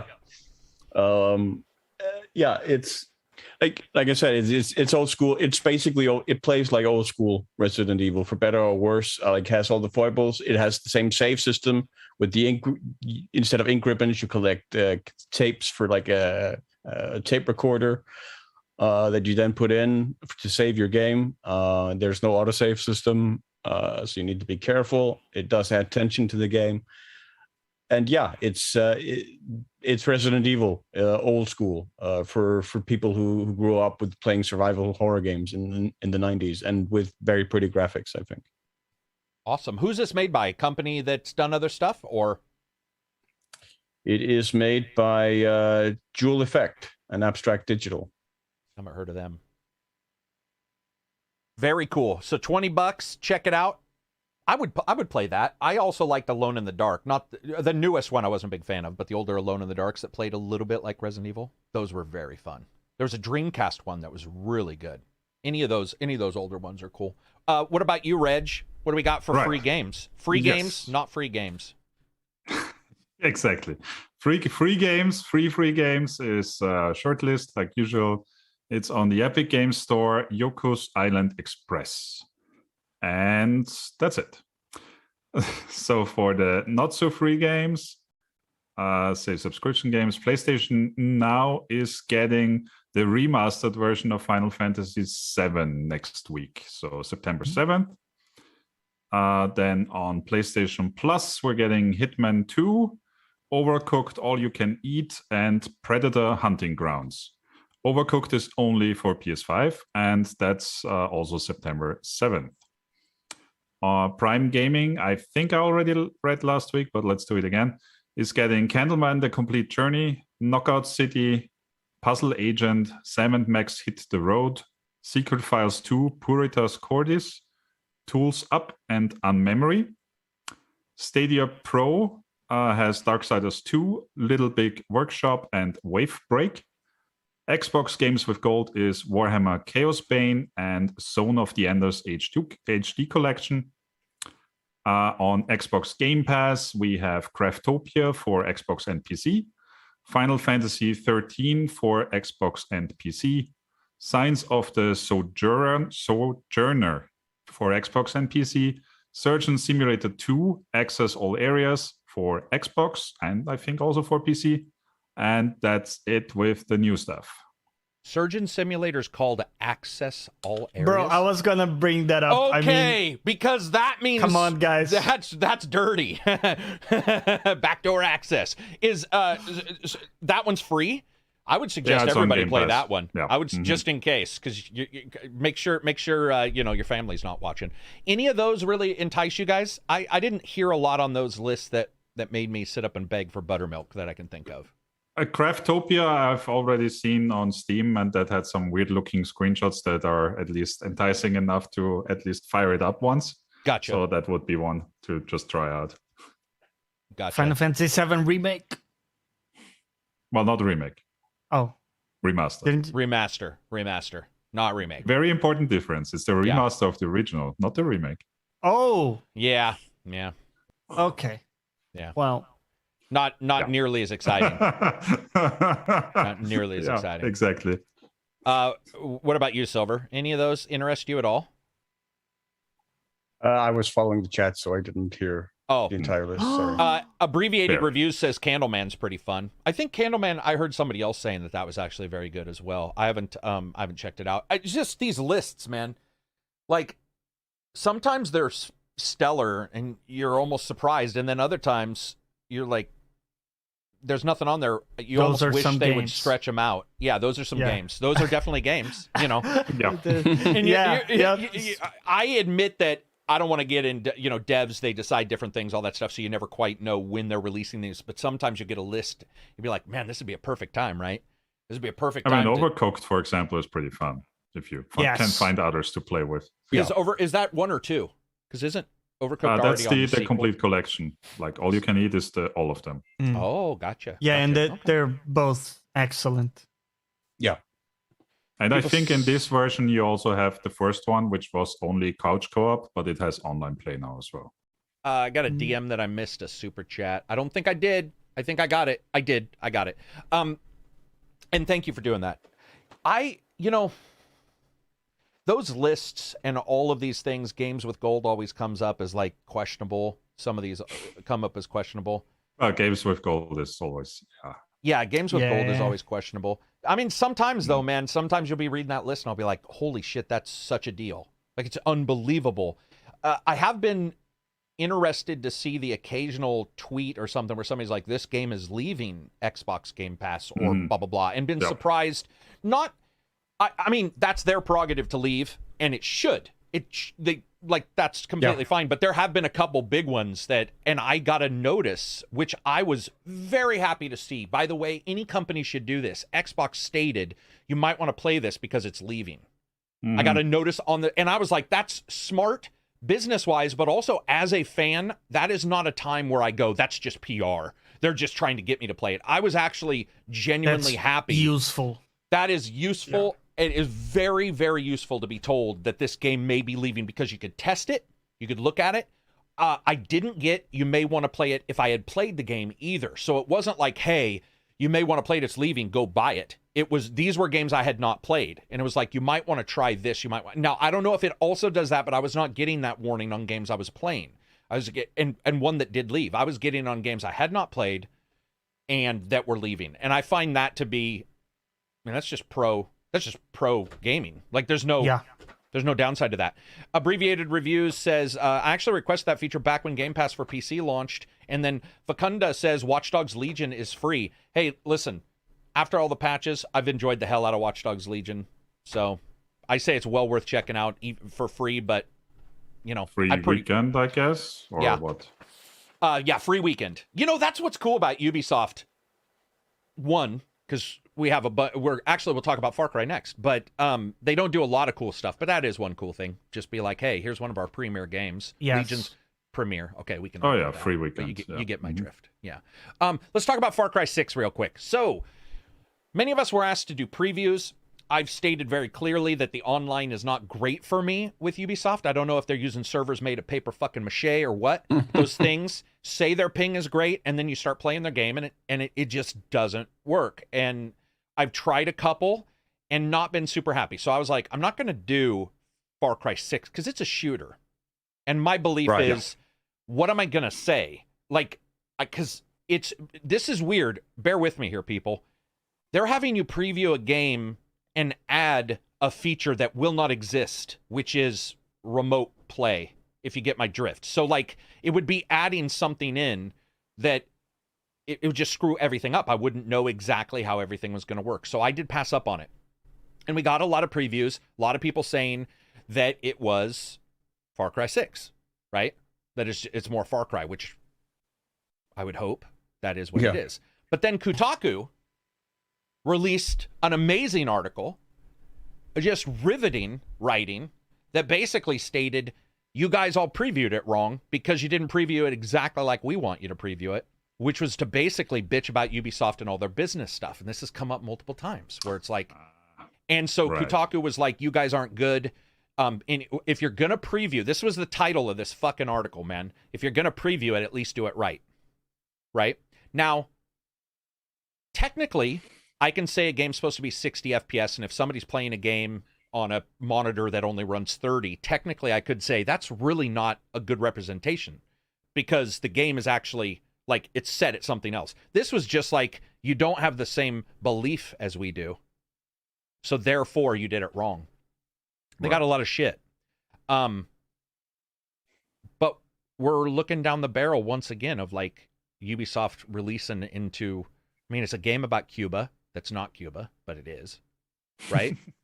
Yes. It's about a dad mistreating his father. It's as political as you get. Then Ubisoft says we don't do political, which, you know, we've already talked about that. This one they did, right? Well, they did. Yeah, sorry. I apologize. Yeah, in the past they did. I just feel like I will diss on something if I don't like coverage or whatever, but I don't know somebody else's ideals or beliefs and what they agree with, and also innocent until proven guilty, which I don't believe in this case. Obviously, I think we already know there's definitely guilty there. But what I'm saying is we don't know where the levels are, and they were basically saying if you talk bad about Blizzard, you have to talk bad about Ubisoft, and you have to treat them the same. And I agree in a way, but at the same time, I also agree that at what point are we pushing all these weird things onto a product and then stating, now we want you to diss on it, where there's a lot of people who worked on it that aren't the problem. And I don't want line art developer number 77 who made a fucking arrow for the bow in Far Cry to get a bad review or bad coverage. I don't know. I've talked about this. I think it's for podcasts like us. This is where we could talk about it. But in a review of a product, it's a little bit different. Hunter says, keep up the good work, ACG and friends. Peace. Thank you very much. I appreciate the super chat. What do you guys think? I'll shut up. What do you guys think about all this? Do you care? Do you not care? I think it's silly. Because if you try to say, if you do this, then you also have to put the same measure into the other product, then try to take it to the logical conclusion. You can't possibly review anything positively anymore. Right. Because in every single company, some shithead will be doing something silly. True. Some shithead will ruin it for everybody. And I mean, on the same measure, for example, we shit on Life is Strange 2 plenty because we do not agree that the writing is very natural. Right. But that's our own impression. I don't think any of us is saying if you enjoy the game, then you're an idiot, which kind of is wrong. what the Kotaku article is doing. Yeah, that succinctly puts it together. That is exactly what occurred. I think that's the biggest. Johnny, go ahead. That's the biggest problem. It's telling others how they should do their jobs or many times their hobbies. Like some dude out there doing a preview, right? And you're telling them that they should care about the same things that you care about, and that they should manifest it in the same way that you do. And if they don't, they're the enemy in some. Yeah. Silver? Oh, no, Johnny's still talking. Sorry, Johnny, you cut out a little bit for me. Yeah, he's frozen. Yeah. It's like at a loss for words because it's silly. Sorry, you cut out just for a second, Johnny. Silver, go ahead while we'll wait for his internet to clear up. I mean, I appreciate bringing this stuff up, but I'm not really fond of purity tests in that way. Never really have been. Like the idea of like the no true Scotsman fallacy that you're not a proper reviewer if you don't like abide by this exact dogma or whatever. I think you can definitely, like I said, you can definitely bring these things up in a review if you bring them up in context, and why it's relevant to bring it up as part of the review. If you feel like if it's something that you feel like colors your perception and experience of the game, then it's relevant to the review. For my part, but I don't think it's something that necessarily has to be there if it's not relevant for that reviewer in question. Yeah, I mean, I personally, I'm probably not going to play Far Cry 6, at least for a while. Not because of like a moral decision in regards to Ubisoft, but because right now, as my situation is in terms of like politics and the real world, I would be deeply uncomfortable playing Far Cry 6. That's fair. Where I would much rather play like Dragon's Dogma or Pathfinder or something else that wouldn't make me feel that uncomfortable politically for those reasons. So I probably won't be playing it at launch. I may be playing it later on, but that's just my part, and that's just my perspective on it. Yeah, I mean, yeah, I would agree. I don't have much to add other than it is weird because I'll have people say stuff like, Carrick, you shouldn't cuss or you shouldn't joke or you should do this exactly like somebody else. And I'm like, dude, right. I can go back and look and see your comment where you said you're one of the only people I trust because you're independent. And it's like, you're only as independent as you can be until we stamp you the fuck out. So you're like everybody else. Yeah. Like that is truly the way it is. And people always get on me. I've had people be like, oh, the reason why this review didn't do well is because you had 2.3 extra jokes or whatever. And I'm like, maybe, but guess what? That wouldn't have affected reviews because here's the problem. You have to listen to it to get to that joke. The views are affected prior to that. Yeah. Right. And when you say that, people usually run off because logic. You're just like, dude, that's Data. how fucking numbers work. Yeah. Yeah, you dumbass.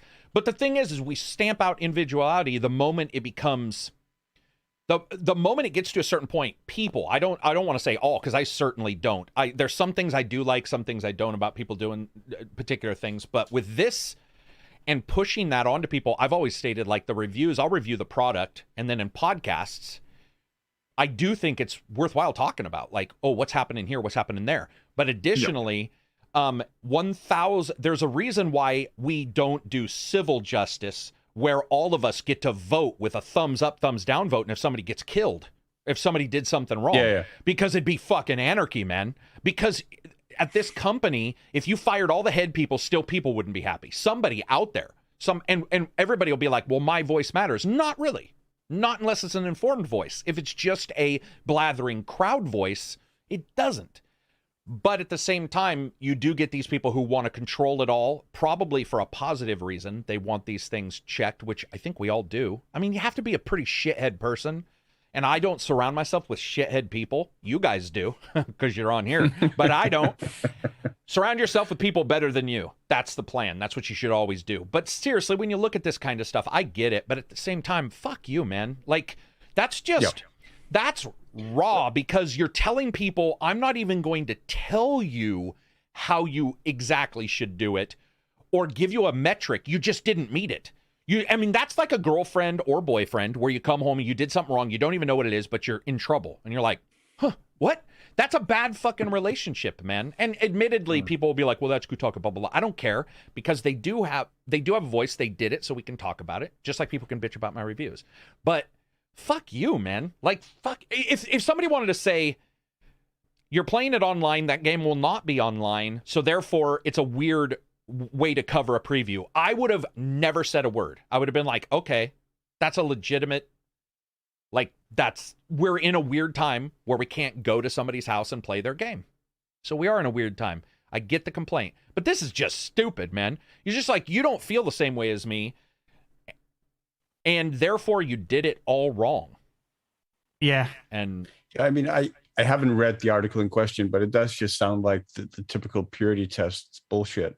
I mean, it's unfortunately something that I come across more often than I would like, because I am politically left, and it's pretty prevalent on sort of my side of the political spectrum, where there is a sense that, I mean, I'm a Marxist, and I have compatriots who will say Gregory is a class traitor because he bought a house. Like that is. Oh yeah, the black and white thing where it just jumps to one extreme. Yes. Yeah. And I mean, and that sort of purity test, I think, is completely counterintuitive and counterproductive, and doesn't look at the reality of how people live and live their lives. Yeah, it's aggressively ignorant. It's on from their purpose. Perspectives. Yeah. It's purposefully ignorant, Exactly. which I hate. And like, I know some people, I don't have a huge Twitter following. I got like 40,000, but it's not huge. It's not as big as it could be, because if I do find somebody like lying or being, I'll just be like, dude, shut the fuck up. Like, shut. And I know I've had people be like, I can't really follow you because you tell people to shut up. And I'm like, but seriously, did you read it? Like, how are we doing one purity test over here and not over here? How does somebody not see that and say, there's no chance that that's adding to the conversation at all? And you're somebody bitching over here. I do want to read. Solo Sword says, Jim Ryan must have got moonwalking instructions from Michael Jackson because he's always walking his statements backwards. I'm assuming that's the writer of this. I don't usually go after the writer themselves, because Kotaku's the brand. We'll go, like, it may be the writer. I don't know. I don't track that. But I did see the article. I did not look at the writer, unfortunately. One of the reasons why is because I think we'll also always piss somebody off. So I may like this person. So instead, I'll just bitch about the fact that it's up there. It was dumb versus going after the person. I mean, I'll go after a person, Randy Pitchford kind of stuff. But I mean, I think most of us would at some point. Yeah. I just don't even hate him. It's just some of the decisions you see, and he's the one saying, I'm the one making them. So it's like, okay, well, that's different. I don't know, man. It's weird. We're in a weird state right now with, I mean, people will call something a review. It's obviously not. They'll attack other people's stuff, obviously, in a really stupid way of doing it. And I don't know. I guess that's where we are. I don't know any other way to fix it. There's no, like, how do you fix that? Kotaku's big enough. They're bigger than me. Like, there's no way to fix it. They're not watching the podcast. You can probably reach out to these people, but I assume they're jackasses. Right? Likely. Yeah. Well, I think, they're getting backlash. So that may luckily, dude, what does backlash or hopefully, do, though, Johnny? It digs them in, man. Yeah. Well, it's got to send a signal. So many haters out there. No, we have that to means fight them I'm even right. harder. That's what I hate. Yeah, exactly. That means I'm right. And Johnny, is what I'm saying is backlash usually makes a person say, that means I'm right, because look at me, I'm getting backlash. Sorry. Like they double down. Yeah. I apologize. Absolutely. That wasn't fair to you. They're more like, they're probably more like, look at how many people still have that wrong belief, so we have to fight even harder. Yeah, I apologize, Johnny. Continue. No, that's... You're right. I think people do double down a lot of times, and they don't get the signal of what you did was stupid. They get the signal that we're opposing this because we're the enemy, right? Yeah. Exactly. Yeah. Yeah. I mean, we all do stuff wrong too, but that's a lot of writing. We were joking about saying the wrong word. That's one thing, having a Freudian slip. But that's a Freudian article, right? Do you get what I mean, though? It takes, and that's one thing you'll hear me say a lot of times in reviews or walking the walks. I'll be like, it's not that somebody said it. It's that multiple people allowed it to be said, and nobody looked and was like, is this what we want? And I get it. A lot of editors will be like, the writer wants that. This is their thought piece. You'll see it even. Blah, blah, blah does not represent the views of everybody, blah, blah, blah, right? We definitely see that. And I think that that's a good way of putting things. I can't do that because it's just me. But I don't know, man. It sucks. It sucks because well, Far you Cry... can still try it. It's like what I say doesn't reflect my opinions. Yeah, I'm gonna do that at the starting of the next review. I'm gonna be like, "Hello, this is Carrick. What I say does not necessarily reflect the opinions of ACG or Angry Centaur Gaming." Necessarily, the crucial word. Yeah. Yeah, I don't know, man. It's weird. It's weird. We're in a weird spot for game discussion because there's so many games, so much discussion, so many things wrong. That's why I'll get negative, but like even in the Discord, I'll be like, what games are people liking? Because I know it's not going to bring as many people, you know, who might jump into a YouTube or a patron. Because I've even known that as I adjust what I say in patron, even on the first page, you'll get more or less people subscribing to your patron. So like if you're out of the, you know, out of the box and you're like, I'm here standing up, which some of that stuff I do have in my patron, but I've sort of like, you know, written a little bit more professionally as I've looked at it and been like, man, you sound like a jackass. But it is true that the more you freak out, the more it does pay off. I think right now, though, we're also getting a pushback because I did see, I don't think that person probably felt the pushback, but I did see a lot of people on Twitter who were in the industry being like, dude, that was just uncalled for. Which I thought was I remember, you guys know I like Ryan McCafferty a lot. I think he's a very good writer for IGN. I think he's one of the, he does great interviews. And he stated, I don't like to talk negatively about other institutions in gaming, blah, blah, blah, but today's is really a hard day not to. And it was a response to that. And I like that. It's like, you know, we're going to sort of point at you, but not at the same time. But it seemed like a lot of people were sort of anti that. Maybe we'll get to that point. Then it'll be too soft, right? Then we'll be just letting everything happen. We'll be like, oh, I'm not going to bitch about anything. Everybody's free to do everything. We don't need to show, or we only need to show up to soccer games. We'll get our, you know, participation award, which I also disagree with. What am I? I'm not left. I'm not right. What do we got for different? Don't focus too much on putting. Oh yeah, somebody probably get pissed and they tweet it, they clip it, and be like, "Carrick has found out he's communist." Yeah, that's the thing, in isn't America. It? Oh no, dude. That I know. That I know. I have seen that where I've been like, "Whoa!" Somebody just got their ass handed to them on that. Oh one. yeah. What else we got? So we got some gameplay from Midnight Suns, right? And I didn't realize this is a Firaxis game. So the guys behind XCOM 2, and apparently it's like a deck game, a deck building card game. It's something. I mean, I love it. However, not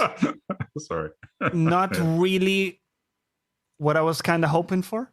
Dude, I was on DLC telling Jeff Kanata, I'm like, man, Firaxis is one of the few companies that when they say that they're making a game, I don't know why I switched into Kermit, but I was man, for sure, when they say this, I'm going to be behind them. I trust them. And then I saw it and I was like, that's a mobile game. And I don't mean graphically. I mean, the gameplay elements were very, very not enticing for what I saw. Griffin's Gaming Guide says, Carrick, man, you're straight down the middle and we love you for it. Yeah, so do cars. So what do you guys think, though, of this? Did you see the footage? You love it? Hate it? Did not see it. You might want to look at it, Reg. I saw one trailer. And yeah, it just looked like Far Cry. Okay. No, not Far Cry. We're talking about Midnight Suns. Sorry, I completely blanked. Yeah. Yeah. I don't know, Johnny. Anything to add? Oof, I don't know. It caught me off guard. It was one of those combo breakers where I was like excited, and then, you know, as the video progresses, you're like, what? You know? Yeah. Still probably dope, but I mean, Firaxis is XCOM. There we go. There are the cards. All Civilization. Right. XCOM Civilization, yeah. Whatever. It's Sid Meier. Right. Thank you. Whatever we saw, it just looked really mobile. And there's various ways of saying that. A lot of times where there's just cards in the center and then a blur, Gaussian blur, like they used GIMP or Photoshop to make a blur on the back, and you get 3 cards and you choose which one. And then they said there's no customizables, only character suits. We're going to talk about that in a second, because in a game like this, the suits are going to be one of the major things, and I really think we need to start looking at this. It doesn't have microtransactions except for the one thing that you would really want to have in the game. And that sort of bothers me a little bit. But I don't know. What did you guys like? Did you see anything you did like, Johnny? Yeah, I mean, I like the idea overall. It's just one of those. It's not really what I wished they were making, but it could still be, fun. And I'm probably still down for it. I mean, because we're all XCOM fans, right? Yeah. I mean, exactly. Like XCOM 2, like War of the Chosen is some of the best shit I've ever played. So I give him a little leeway for sure. Morris says, not digging the cards. I hope it turns out okay. So do I. I'm certainly not saying I want it to turn out. I'm not saying I want it to turn out bad. I sat on that podcast with Jeff and I went off for like 5 minutes that it was for Axis. I was like, oh man, that's why you don't get excited. That's why crush your excitement. Like a 1960s housewife, come home, hold in your emotion. Don't get excited about life, because if you do, this is going to happen. And you see something and then you have to like reverse it and be like, oh, I don't know. We'll see. Card battles. We've seen that on Netmarble. Netmarble makes some very good mobile games, but we've seen those kind of things. And I don't know. I was sort of hoping for an XCOM Marvel game, but then they said it wasn't going to be. So I think they did at least warn us, right? Ahead of time and say, yeah, this is what did you look at it, Reg? Yeah, I did. Yeah. Pretty. It's very mobile-y. Yeah. Okay. I'm glad I'm not the only one who thought that. But what else? I mean, that was already what I had expected when I was seeing the trailer for the first time, because it's like, ooh, it's super animated. There's a lot of stuff going on there. That's for sure a mobile game. Yeah. And then they were like, oh, it's in consoles. And there was a little bit of hope. But that little bit of hope with that trailer is kind of gone again. Was I the only one who liked the last Ultimate Alliance? I actually enjoyed that, the Switch game. Did you guys enjoy Ultimate Alliance 3 on the Switch? Oh, yeah. We played that together. Yeah. Oh, yeah, you and Johnny played that with SingDev, didn't you? So would you have liked... I mean, are you a guys... game like that? Sure. Yeah. Oh, okay. Yeah. That's what I thought. I think it's just the style that we're getting. We'll have to see. What else we got, Johnny? Let's see. I think we had one more topic we wanted to talk about. Oh, you mentioned No Man's Sky. I think there is a content patch coming out. Did you see that, man? It adds like villages. Like, where are we with No Man's Sky now? Yeah. I didn't see it actually. Yeah, you should check it out. What is it called? Not Horizons. That's the Frontier. Frontier. Yeah. Yeah. Crazy, man. It's crazy. Interesting. That was. Go ahead. That was the thing that always puzzled me about No Man's Sky. That was this idea that you are you are exploring uncharted space, except you arrive on the planet and then everybody's there. Yeah. Or well, like you see these structures that are already built. Yeah, it wasn't like that. There's already a space station there, and a trader, and there's someone down on the planet. And, all right. But if they hadn't done that, we'd be like, those guys suck. So they're stuck. I do agree, though, that when you're like, I'm the explorer, and you land, and they're like, not really, because I'm here right now. It's a little bit like Columbus landing and saying, no, I found America. Yeah, true. Yeah, I don't know, man. I get that. I just think it's phenomenal, and it shows like, dude, there's so much incredible stuff in that game beyond even what they originally said now. And I will never want a game to ever do that. Ever. What a terrible idea. It probably killed him mentally. I mean, he's talked about how hard it was, and he's a part of the problem, so is Sony. Like, obviously. I'm not ignoring that, but what we're playing now is pretty fucking impressive. I mean, guys, that's the game I dreamed of when I was a kid. And that's not a lie. That is the game I dreamed of. There is nothing, because it's got VR now, there is nothing in No Man's Sky that is beyond what I dreamed of when I was a kid playing Elite for the first time with the fucking the graphics that were just grid lines. Remember those days? Where you're like, oh yeah, a grid 3D movement. So I mean, it's nuts. Do you guys the original Wing Commander? Oh, dude, the original Wing Commander. And remember when you first got CD or DVD, what have you, and they showed like the they cutscenes. And you were just like, it's real, it's fucking real, it's the future. Yeah, and now like we're Rebel Assault. Yeah. Oh, dude. Yeah. And it would be the blue screened with the guys, you know, and there'd be macro blocks. And you were still like, dude, it was 16 colors, by the way. That was all they could get back. You know, they couldn't even have full colors, 16 colors. And you were just like watching Mark Hamill talk. And you were like, Freddie Prinze Jr. doing, not Freelancer. What's the other one? There's Freelancer, Starlancer, Star Citizen. What is the one Freddie Prinze Jr. made a movie of? Does anybody remember that? It was a terrible movie, and it was also directed by Starlancer's. Wasn't that Wing Commander? Wing Commander had a terrible movie. Yeah, that was Wing Commander. Yeah, yeah. So anyway, very cool. How's No Man's Sky making money with free updates? Well, probably still selling the game. Yeah, it's not on any of the services, right, guys? It's not on Game Pass, right? No, it's not. I'm assuming it's at 49, or maybe. Well, wait. Did they have a paid expansion? No. Yeah. No. Wow. No, nothing. It's all included. Dude, that's awesome. That's so Imagine cool, that's how all games used to be. Yeah. I mean, not really. Yeah, no. No. Yeah. Well, no, because you got expansions. No game gave you that much support. No game. Free. Yeah, that is true. That is true. Yeah, because it's years, right? After release. Yeah. You know what bothers me too is like I still remember the first. I mean, time in the old days, you were lucky if you got a patch on a CD-ROM. So, dude, that's what I was just going to bring up. Well, yeah. Listen to this. Before the internet, it either worked or it didn't. Virtual Fighter was so bad on the Sega Saturn.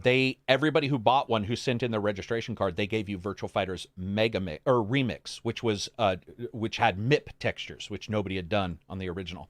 That's how they patched them. It is on Game Pass. Thank you very much. It's on Game Pass. Okay. Apparently, people are saying. Okay. Damn. Yeah, dude. What was the first one that we got? I'm trying to think of the first game. I used to go to a place called ElderScrolls.net online. Elder Patches, I think it was called. Oh, I remember there were like standalone patching programs to keep your games up to date. Yeah, and standalone patching websites that would go everywhere else and grab those patches and put them there. ArtSin says, cheers, ACG and panel, new here, and I'm glad I made it. Thank you very much for showing up. Yeah, dude, it's like those were exciting times when you first figured out the internet, you first figured out how to patch a game, reading patch notes, and they were like 3 or 4 bullet points and not like 700 pages like they are now. Dude, 4 bullet points is still more than Sony ever puts out for their PlayStation updates. Yeah, they'll be like, fix some shit. Yeah. Enjoy. It's always one line is like improve stability. It's like, okay, cool. And even with the system specs, like how the game would actually run when you put it in would be a roll of the dice. Yeah. I remember going to the store and buying like I think it was Wing Commander 4, green cover, ship on the front, and it had like I think it was 3 or 4 discs. And the 3rd disc wouldn't install. Oh, well, I mean, how many? The worst I had was sorry. No, I think the biggest games I had like 20-something floppy disks. What was that? I don't remember what Apple game II? it was. That would have been Apple II. But yeah, it was like 2 stacks of floppy disks, and then you have that reading error. It's like. Oh God, that sound! Yeah. Anybody from back in the day remembers that sound, man. You'd get that, and you'd put it in there, and like Apple II in particular had these drives that were just a case, and they were really open. So when it did make that sound, like you could hear it in the computer lab, and you could just hear it go like gak, gak, gak, and you just knew. You're like, yep, here we go, because that thing was just smashing like the back. On disc 15 out of 20. Yeah. What were you gonna say, Silver? You were gonna add something to this, Silver? Were you going to add something? Yeah, but I forgot. ArtSin says, are we ever going to get a Sleeping Dogs sequel? No. I think that company's done. I think Sleeping Dogs is gone. Like, I don't think we're gonna get. Man, people are getting timed out of Nightbot for the weirdest things. I apologize. Yeah, people. it's kind of. It might be the ... dots, but I have no clue. I'll just keep reading and authorizing you. Artsin says, now the question here, he asked, Sleeping Dogs sequel or a remake of Legend of Dragoon. Which one's Legend of Dragoon? Was that Super SNES? Is that back in the...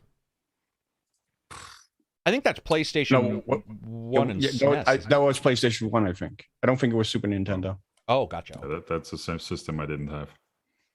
Is there any systems you guys passed up that you wish you hadn't? Oh, I remember now. I am like the worst fit I had with buying game discs was I bought Spycraft, which was like a point and click like adventure game that was like made partially by like former CIA agents. Loved that game. And I brought it home and I looked forward to playing it, and all the game discs were empty. Like they had print on them and everything, but there was absolutely no data on them.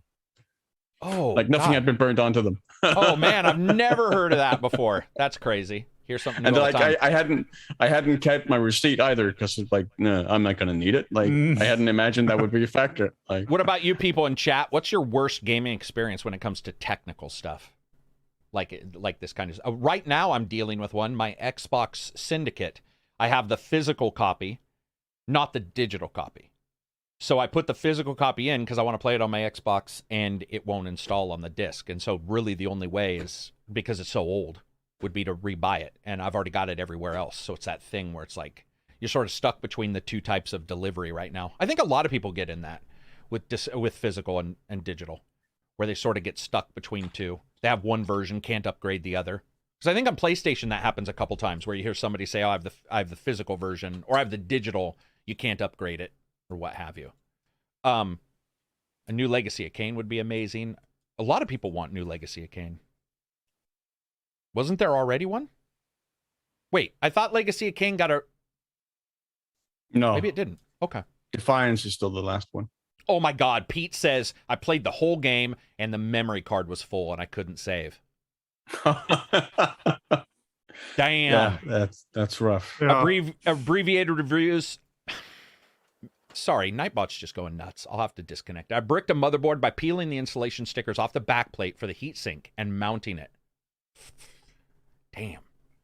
Did you guys hear us talking last week where I was talking about the guy doing that video of him putting the RAM sticks in and he broke them over sideways? Oh my God, that was painful. Just the sound. I broke a motherboard one time. I didn't put enough spacers in. And spacers are what hold it off of the back. And I missed one in the middle. And I put the RAM in. And the fucking motherboard goes like... Oh, no. Yeah. That was... Yeah. That's... And you know what? I had put together so many. It's just one of those things where, like, if I was working for a company, they would say, 4 screw goes here. You know, and you would have... But I was doing it on my own. And it was one of those things where you're sitting on your floor... Fucking screws are everywhere, and you just are like, and it happens to the best of us. This is why when somebody, like, I was telling somebody this yesterday, I can't remember what it was, that they were like, if you do it right, you should be able to do it right from that point on. And I'm like, dude, then every gold medalist. Where you sit on the floor on a carpet, ideally, and you're like, static electricity, whatever, it will be fine. My God, man. And the one time, and you are fine, right? How many times do you fine? And then you're not. Exactly. And when you're not, you're not. There isn't it slightly messes something up. That is for sure the end of that. Like, the moment it happens, you're screwed. That's almost like hard drives. Whenever anybody's like, is my hard drive going bad? I tell them yes, always. Yeah, right? If you have reason to believe it. Yeah, if you have reason to believe, or should a hard drive make and I'm like, no, replace it. No. Like, whenever they start talking about sound, dude. Yeah, no. Yeah, it's just like, it's over, man. It's over. I'll get something where I try to nurse it too. I'll be like, there's something in this fan that sounds like I'll hear a whirring in the computer, and you'll be like, maybe it'll go away. It's like, dude, that's not, it got there. Like, once right? There isn't a process by which it will go away. Right. Entropy is the universe. It gets goes worse. In one direction. It doesn't reassemble. Yeah. But there'll be times where I'll hear the fan go like, and I'll be all, oh, it stopped. Like, no, it didn't. You just can't hear it. It's still fine. Just as bad. Yeah. Oh, dude.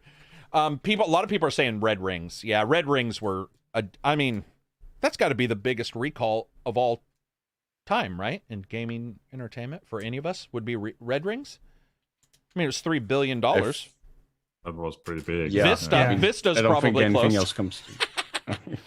Oh man, Right. I had Windows Vista on one PC. Never ever get the named Windows. Millennium. What was it? Was it Millennium? Right. Yeah, Dude, Millennium. I had God, fucking Millennium Millennium. was so bad. Oh my god. It was terrible. And then you get people like me who, once I have a bad experience, I stick with the one that works. I had 98 forever. SE, by the way. Once you get SE, and then I was hacking it for extra RAM and all that shit. And then I went to 98 SE, and then finally went to what was the other one? Windows P was one. XP, yeah, which I really liked. Windows XP worked really well for me. Yeah, that was really good. Bob Ross says, who remembers when you had to eject and blow on your discs? Bro, I just did that. What do you mean, remember?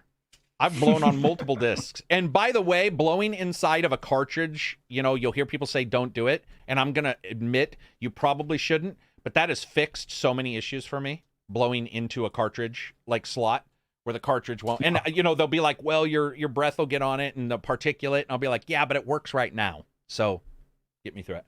Yes. Yeah, exactly. I went through For the moment, it works. In 20 years, it might have a problem. But, right. It's not going to magic. Yeah, entropy. Yes. Glenn says I went through 6 Xbox 360s before I broke down and bought the 360S. Oh, right. Yeah, the S was the S was the fix, right? It was the one with the new solder. And did you guys have 360s, or am I the only one who had them here? Oh, okay. Yeah, I did. But it never broke down on its own. It was always my fault. I had a hard drive error. I know what you're talking about. I know. Red ring error. You got a red ringer. I know what Reg is talking about, though, because I think everybody tried at least one mod on their 360. Mm-hmm. It was too enticing. Tried is the operator here. Dude, the 360 was so moddable. Down here at the corner shop where you're not supposed to be able to buy this stuff, if you talk to the right person, I think it was Exodus was the one of the hack. Mm-hmm. Mm-hmm. They would sell you the one with the LCD on the front where you could choose 200 games. And that was a game store that was doing that. It was that moddable that game stores were just screw it. We might as well get in on it. And people don't want to try this on their own, or they have Reg's issue where you don't have a 360 afterwards. Yeah, exactly. Where you really bailed out soldering and you don't have a 360 afterwards. Yeah. My first solder job, I burned my finger and then put the solder all over the motherboard. That was over. Luckily, I did test. I was pretty smart on soldering. I tested on broken stuff most of the time, where you're got to figure out how to do it. Well, it was broken afterwards, so. Now you can test on it. What were we going to say, something? I had a pretty awesome moment once when I was in elementary school where we had to go to an internship, and I went to an internship at a data company associated with Scandinavian Airlines. They were running technical maintenance on all the computers. So I went there, I worked there. And then by the end of it, they basically took my computer in and upgraded it for free with max RAM and everything. Oh, wow. Just hooked it up. Because you were helping them. And that was as an intern. Yeah. And then I got it back. Yeah. Paying it forward, man. That's one of the things I do. I haven't got anything for this, but other than feeling good, but I definitely give. And I tell people, if you do have PC stuff, you can hold on to it, right? I have 14 hard drives. I know what holding on to shit for too long is like, right?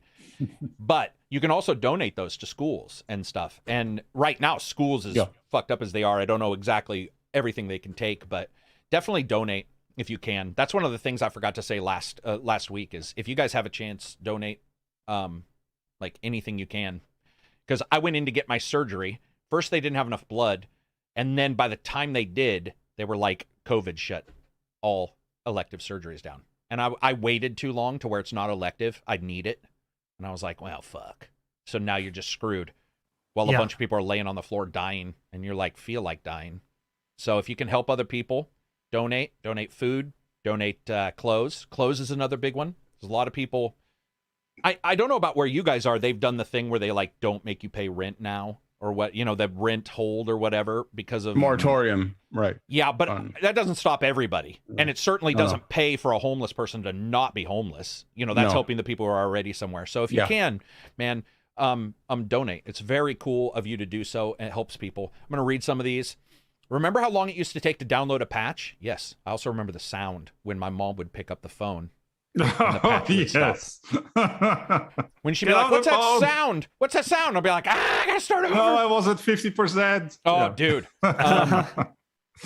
Let's see. Sega Genesis chip thingy not reading. I think I know what you're talking about. I actually had the same thing where I had to switch out my Genesis for somebody else because it would only read a certain amount of memoried games. I recall spending dozens of hours trying to set up TCP networks via Seagate for LAN parties. God, those were the days. Remember when they had a different cable for that? Crossover cable? So you could plug PC to PC? Oh, yeah, I do. I do, Dude. because I always had the wrong one. I always had the wrong one. And I could never figure out. I remember my friend Simon, he was so tired of me because I was just like, I don't get it, dude. It's the same cable. He's like, no, it's not the twisted fucking, blah, blah, blah. They don't need a router. And I'm like, nah, it's the same. I was so mad. I was like, if they're going to do that, they need to have a different plug. It's like dual port and HDMI having the same plug. It didn't make sense to me. I had a failed attempt at modding a Wii. I didn't even know you could mod a Wii. That also has chips. No shit. Okay. Mm-hmm. I bought only one 360 and then it red ringed. Well, you just learned better than the rest of us, right? Had to return 3 PS4 controllers to get one without stick drift. Yeah. Speaking of that, everything has stick drift now, right? Yeah, my PS5 controller has stick drift and it's like a year old. So, yeah. The PS5? Yes. That one? Oh, shit. Damn. Man, that sucks. That absolutely sucks. Speaking of what else sucks, view count. Go check out my video on September. I didn't get a lot of views on that because YouTube fucked me up. So if you guys want to talk about September games, go check it out, please. It would help the channel.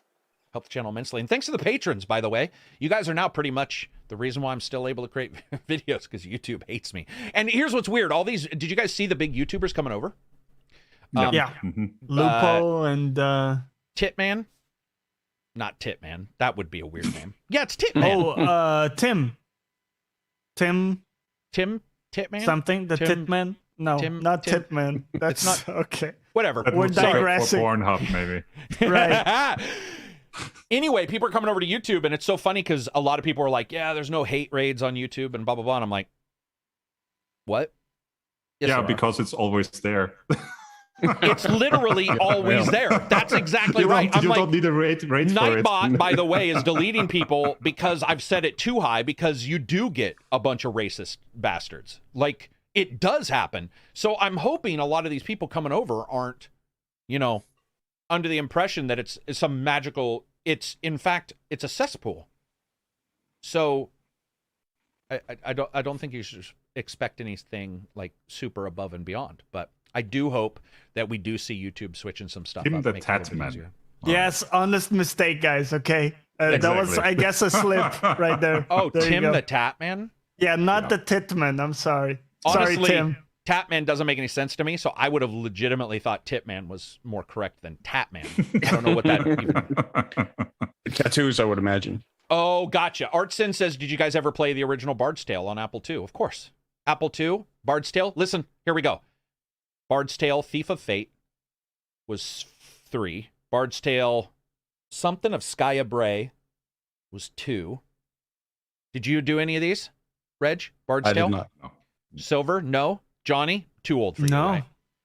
So there was something Skya Bray. There was Thief of Fate. Thief of Fate was awesome.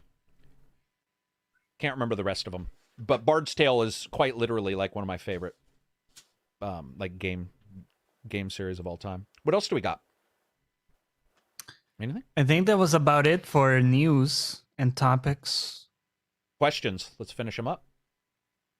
Let's wrap it up. Okay. Should we go to Discord? Yeah, well, you get Discord. Let me see if I can turn Night Bot down a little bit so that it's not banning people who actually want to talk. Continue. Well, first question from Krelt. I definitely would like to hear your thoughts about Eiyuden Chronicle. Eiyuden Chronicle. The Suikoden reboot from the original creators. Wow, you're The making arts- Johnny jump through some hoops right now. Oh, yeah. Bro, I got nothing on this. Exactly. Do you guys know it's like, what is this? Yes, I've even brought it up on the Nice. On the podcast Okay, a couple good. of times. Oh, there we go. Silver. Rescued. Help Okay, me. go for it. Help. Go for it, Silver. I mean, Bring it home. Well, I'm a huge fan of Suikoden. Oh, So I knew that. only- Yeah. I don't know if that's the exact pronunciation. That's my best effort.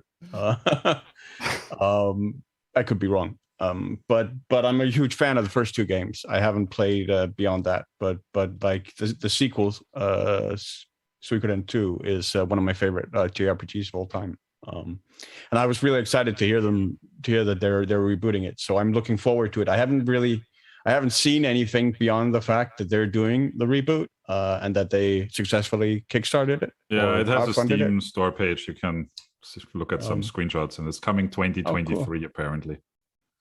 But yeah, I'm excited for it. I'm looking forward to it. I like I said, I love those games. Looking forward to more.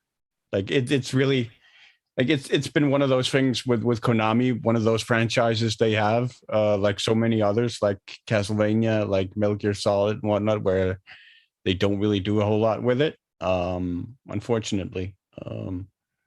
But Konami's got a lot of those. Yeah. They're sitting on a lot of IPs. All right, Johnny, that was Well, the I mean, answer. they do make pachinko machines with them, so they do True. put them to True. use. All right. Yes. Jesus Crust asks, now that we're 2/3 through the year, what are some games in 2021 that really surprised you with how good or bad they were? Death's Door, a great one. Really good surprise. Very good game. Aliens was pretty poor for me. And Those we were really- kind of hoped it would be good. So I did. I probably shouldn't have, but I did. The Veil, for sure, on the positive list. Yeah, the Veil. That I know you blind like that accessible game. Yeah. one. yeah, the surprise is interesting because that means you either expected it to be a flop or good, and then it went the other way. Well, Yeah, or you expected it to be interesting, and it turned out to be awesome. And it turned out, yeah. Oh. Or you expected it to be boring, it was awesome, or you expected it to be interesting, it was boring. Yeah, I mean, Lacuna surprised me quite a bit. Like I hadn't expected it to be that well written as it was. But I found it to be one of the best written games so far. What about you guys in chat? You surprised by anything? Good or bad? Biomutant. Yeah, Biomutant. Biomutant you could sort of tell was going to be jank. But Biomutant was more jank than I expected. What else we got? Right. So next question from Nasamai. Valve are putting massive work. I probably butchered it. Valve are putting probably. massive work into Linux game compatibility through Proton for the Steam Deck. Would any of you consider escaping Microsoft's broken updates and using Linux for your gaming PC OS if, as promised, your entire Steam library just worked? No, because there's not just Steam. Right. And also, every OS has its problems.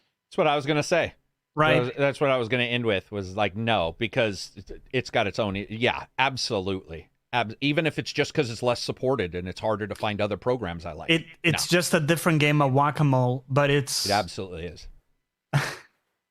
And there are for sure also broken updates on Linux. I've had plenty because my work laptop for years has been completely on Linux.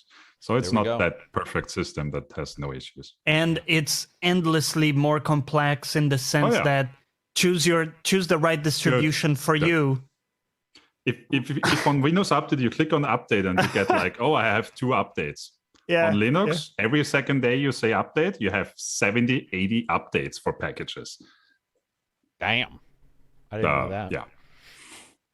Silver, Right. any answer to this one? Would you switch? Or do you... No, just I couldn't really switch for professional reasons. Like I have like security standards and whatnot for confidentiality that I need to align with He's a Windows. CIA operative, so Do you know why? only use- Do you know why Yeah. he doesn't use color, man? Because of that. Exactly. Yeah. He's trying to make it. Pretty soon he'll just show up and it'll be one of That those would avatars give away again. too much. Yeah, there's too much data in that. In that, there's too much color data. They could identify him. Yep. Are you going to play the new Battlefield? Of course we will. We all will, right? We're all Yes. going to play Correct. the Battlefield. Mhm. No. No. Of course we won't. We all won't play the new of course. Battlefield. Of course.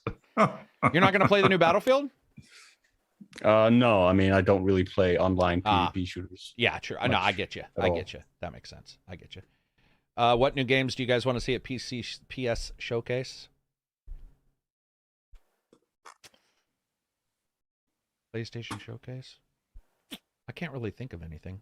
I mean, I'd rather be surprised. I don't really... PlayStation does a pretty shitty job with their announcements lately. Like, their events have been pretty shit. Yeah, you show up and it's like 5 minutes and then it's over again. And you're like, okay. In fact, I find more data, I don't know about you guys, but from other companies' small events or just them talking about their game, if that makes sense. Like, it doesn't, even if they are a Sony exclusive or a Microsoft exclusive, I find more data there than any of these. Yeah. These events have been pretty lackluster, I feel, when it comes to announcements. What else you got, Johnny? This one from Fatal the Baptist. Are there any games this year that you played for the first time because of the devs adding content recently, or you saw a streamer or YouTuber play it? What did you think of the game, and do you recommend any of your co-hosts try it? Do you like any of the indie showcases that pop up on Steam Store for demos and the like? Did you find any that you probably would have missed otherwise? Tells us about it. Fatal rocks, because I said, hey, man, make sure you get your questions in. He hadn't put one in, and I did it one more time. I'm like, make sure your questions get in. He had one of those Russian dolls where you keep Fatal's opening like, them. all right, man, you asked. Here we go. So I guess the beginning, any games that you played because like new content came out, or you saw a streamer or YouTuber play it, that I guess caused you to come back to a game? I got one. Dead Cells, a game I love, got some recent content, and it's awesome. It's just a great game to jump back. That makes sense. Yeah, that makes sense. I could see No Man's Sky possibly having been that. Yeah. Because I did return to No Man's Sky, and I don't remember how. It was most likely news, because I don't get a chance to watch streamers. But right. So it's probably news, but I would say I may have watched. Yeah, I probably don't see. One of the problems with streamers is their bitrate is so bad. So like a lot of times, it doesn't. I want to see a trailer because I'm hoping the company's trailer looks better or their walkthrough. So usually I'll go to YouTube and watch like a, what are they called, developer walkthrough maybe or something. But you went back and played it for the last update as well, right? If I remember right. Yeah, but I think it was news. I mean, yeah. I don't think I watch many. Wait a minute. No, Azralin showed me Splitgate. No, that wasn't this year. That was like 2 years ago. Sorry. So nothing this year. Right. Reg, yeah, I've gone back to games, but not due to those specific reasons. Reg? Yeah, I don't watch any streamers.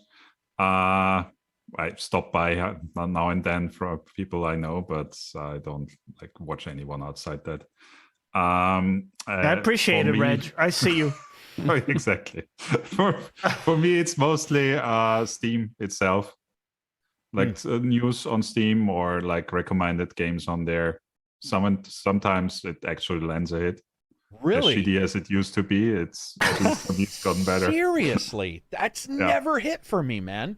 That's so. But it sounds like rarely for you too, technically. Yeah. It's still mostly crap. Yeah. I'm trying to think of the last time I logged in and wasn't like, why is this on? Like, or because it's a lot of times the Zeitgeist big game.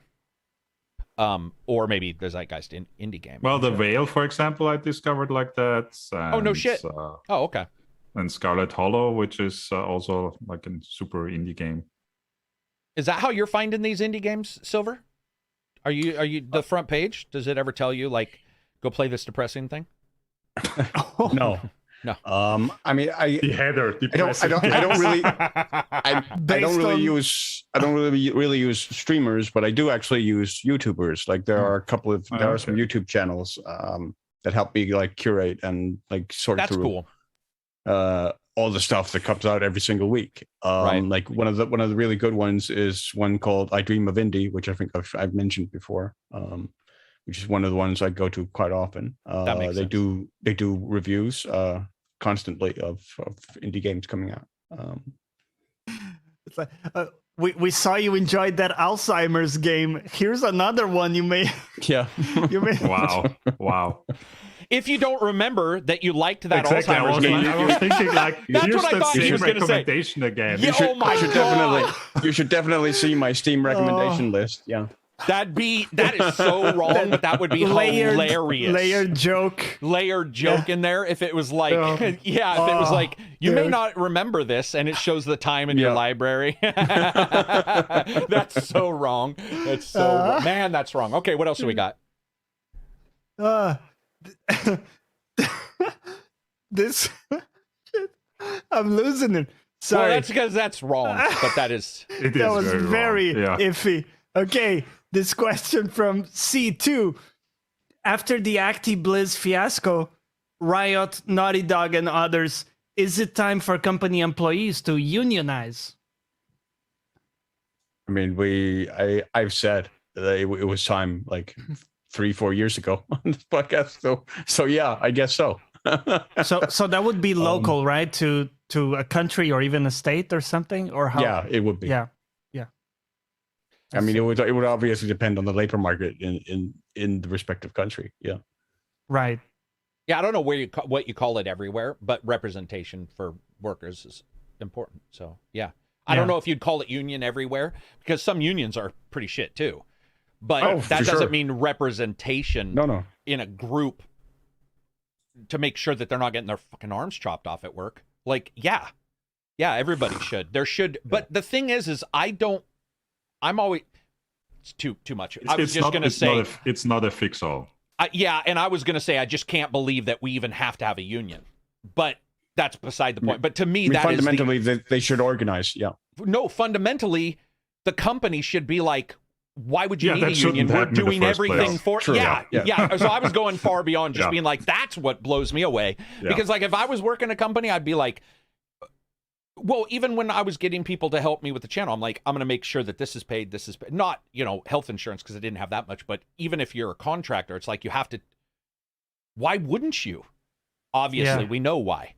To save money and put that onus on somebody else. But it's just, it's broken. That's a long story. It's broken. It sucks. That's depressing. Thanks for bringing it up. Thanks for depressing. Yeah, cheers, C2. We're joking. Thanks for the question. We are joking. Thank you. Somebody asked if me and Maddie are in good terms. Yes, for sure. Robert Cochran asked that. Yeah, I'm just not doing any other podcasts at all. Yeah, just focusing right on your stuff.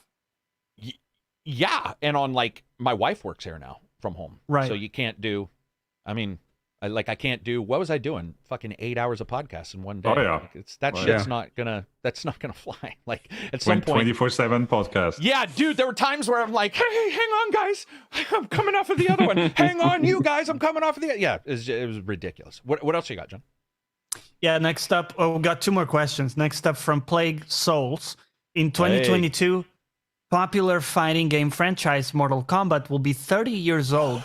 My question... that's a long ass time, dude. My question, do you feel any sort of release or collection should coincide with this milestone? I thought you were going to stop at release. Do you feel any kind of release and be like, Yeah. Well, do you feel like any sort of release or collection should coincide with this milestone? What would you release? Are there any other franchises that should receive this kind of treatment?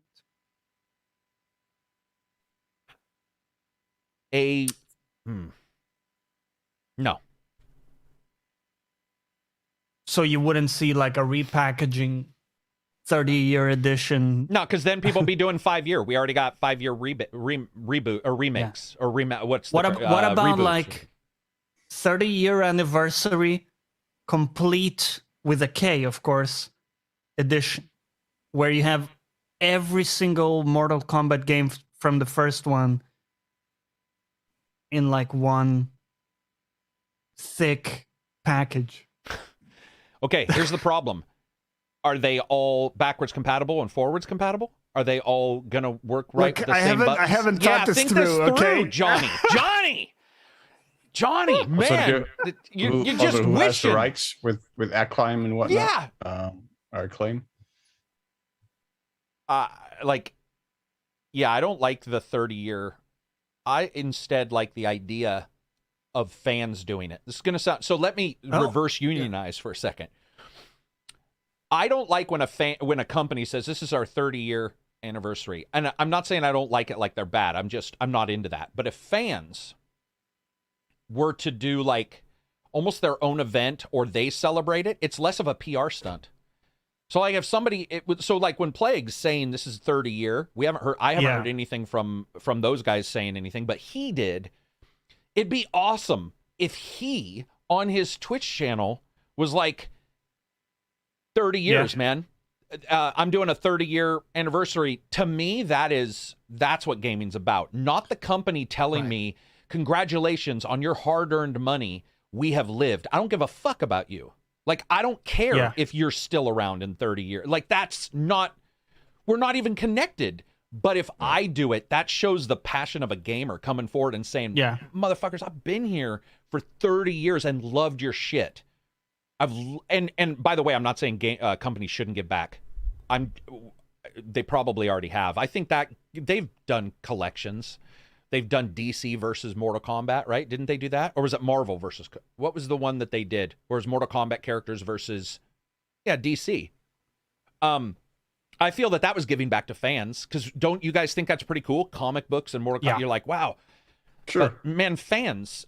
I'm much more into fans being like, this is 30 years than showing the love for the game. I don't give a fuck, man. How many times have you seen that company be like, the Centennial version, we've been around 100 years. Yeah, fucking during slavery and shit. Like, who knows what terrible things you used to do? Like, I don't care. I don't want them telling me. I don't know. There's something very grandiose about it. But on the other hand, it's a cool idea. We'll be doing a 6-year anniversary for the podcast here soon. And totally not hypocritical. Yeah, you get my drift, though. I love it when fans do it. I think there's something fucking awesome if they were to create some kind of framework. This is actually the 6-year anniversary. Yeah, it is. It is. I posted recently in the Discord. Yeah, it is. Reg posted the thing, but I was good. Yeah, in the Discord, Reg was like, we didn't celebrate, man. We should all wear it is not yet. It's not yet. Yeah. Hawaiian shirts. But Reg took a picture, and it's like, I say, I'm opening the Discord, and Reg is like, all right. Yeah, those were the very first posts in our Discord. Yes. Awesome. All right, but I could be wrong. If you guys disagree with me, I mean, I like some of the collections we've seen. I mean, one of my favorites were the first decade of Command and Conquer. Was sort of EA put out the first decade collection, which sort of gathered all the Command and Conquer games up until that point, including like all of them. Like it's Command and Conquer Renegade and all of the offshoots into one big pile. And it was really a nice convenient way to go back and actually be able to play Command and Conquer Renegade, like in a digital version. There wasn't a disc version. So I appreciated that. And they made them compatible with Windows 2. Yeah. I almost said 2000. What we're on right now? Okay. Yeah. Gotcha. So you could run them. Yeah, they did. I mean, that to me is awesome. Yeah. Yeah, and I mean, I think there's something to be said for exposing these games to people who have never seen them or played them, right? Also, like who never had the chance to. True. And see so maybe they can see the growth of the series, like how it evolved from the start to the finish, for better or worse. So I think there's something to be said for like collections like that. But there is also something to be said on the other hand, where I mean, you do see it with some companies where, like, I mean, it's like, especially like supermarkets here, like it's like every day is their birthday. Like every day is like a birthday sale, right? Yeah. Yes, absolutely. Same shit. Yeah. Where it gets a little much, gets to be a little much. But I think the 30-year anniversary of Mortal Kombat, I think they probably should have been at the 25 30 years. Right. But that's a long time, I guess. But yeah. I love the idea of creating something around the fans. I would love to see them But companies will take it over. That's the company will take it over. They'll infect it. Maybe with organize their like hands. maybe organize like a Mortal Kombat tournament or something. Right. Exactly. That's what I was trying to say. Like if you were to create some kind of framework where you make it easy for fans to do something cool to celebrate it, you know, maybe give out some cool prizes or like elevate people who have been playing it for a long time. Plague Soul says he wants a 6-year Laserdisc collection of the international podcasts. First of all, we don't even have it. Jamel says 6 years since I found ACG and the international podcast from Co-Optional. Yeah, that was a long time ago. With Man, that's the lost depressing. episodes with the pool panic guy. That's depressing. Yeah. Dude, yeah, I guess what I said sounded like I was saying I didn't want companies to give people a deal on a bundle. I wasn't like that should happen at any time. It doesn't need to wait 30 years. No, 30 years that's to a me. Fair point. If a company's going to do point. something, ship every motherfucker an arcade cabinet. Like you're already making billions. There's got to be something bigger than just. I don't know what it would be. Okay, I'll tell you what it would be. It would be the opposite of what Horizon Zero Dawn's sequel is, which is where you get a case and no game. It would be that, but it would be everything. And it wouldn't. It would be cheap. It'd be so cheap that you would question what child labor camp put together the toy. You'd be like, how's this so cheap? It's $19. It gives you every game. It gives you a fucking statue that's 6 feet tall and it makes sounds. And it's $19 because they can do that. And the reason why I get mad is because I was just sourcing action figures as a joke for our channel. I was like, I'm gonna get Carrick, Silver, Reg, and Johnny action figures. Hell yeah. Do you know how they are not expensive, even for 100 groups of 100? So you can't tell me that these guys selling them for $80 aren't making almost 100% profit. Look at AliExpress, for example. Look at all. That's where I got the idea. By the way, AliExpress. Yeah, you can look at the shit you can get shipped. Like I the first purchase I did there, it was a test purchase because I couldn't believe that I'd actually get anything. Exactly. That's what I'm telling people. And what I bought was just 100 pack of cable binders. That's it. It cost $1, including shipping from China to isn't me. Isn't that crazy? And the only thing you're waiting on, is the time. I think several that's people the big worked thing. for $1. Exactly. And the packaging, and someone had to put a stamp on it and take it to the post office, etc., etc. That's the thing is I would love for no company's done it. I think Game Pass is close. I really do. I honestly think Game Pass at times is where you're like, whoa, the price is ridiculous for Game Pass, especially first-party games. I think when Game Pass first came out, people were saying first-party games, there's no chance. It just doesn't make sense that they will be on Game Pass. So I would say Game Pass is pretty close to what I'm talking about. But I would love for a company to just come forward and be like, I mean, for example, like I said, Sega Saturn, they shipped you a free game because Sega was unhappy with the performance/look of their game. They were like, you get a free game. That to me is pretty awesome. And we just don't, we don't see it unless the company, we just don't see it. I mean, I don't even know of an example, I guess, where we do see it. I don't remember what game it was. There was one that launched so terribly that they said, okay, we're giving you a refund, or if you're willing to stick with us, we're giving you another game for free. Oh, yeah. See, though that comes on the heels of a shit problem, I do like, that's the best way to restore confidence is to not just buy it back, but say also, well, No Man's Sky is a good example of that.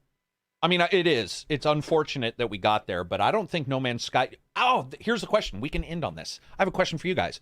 Would No Man's Sky look the way it does right now if No Man's Sky had succeeded day one? No. Exactly. Yeah. Right? So...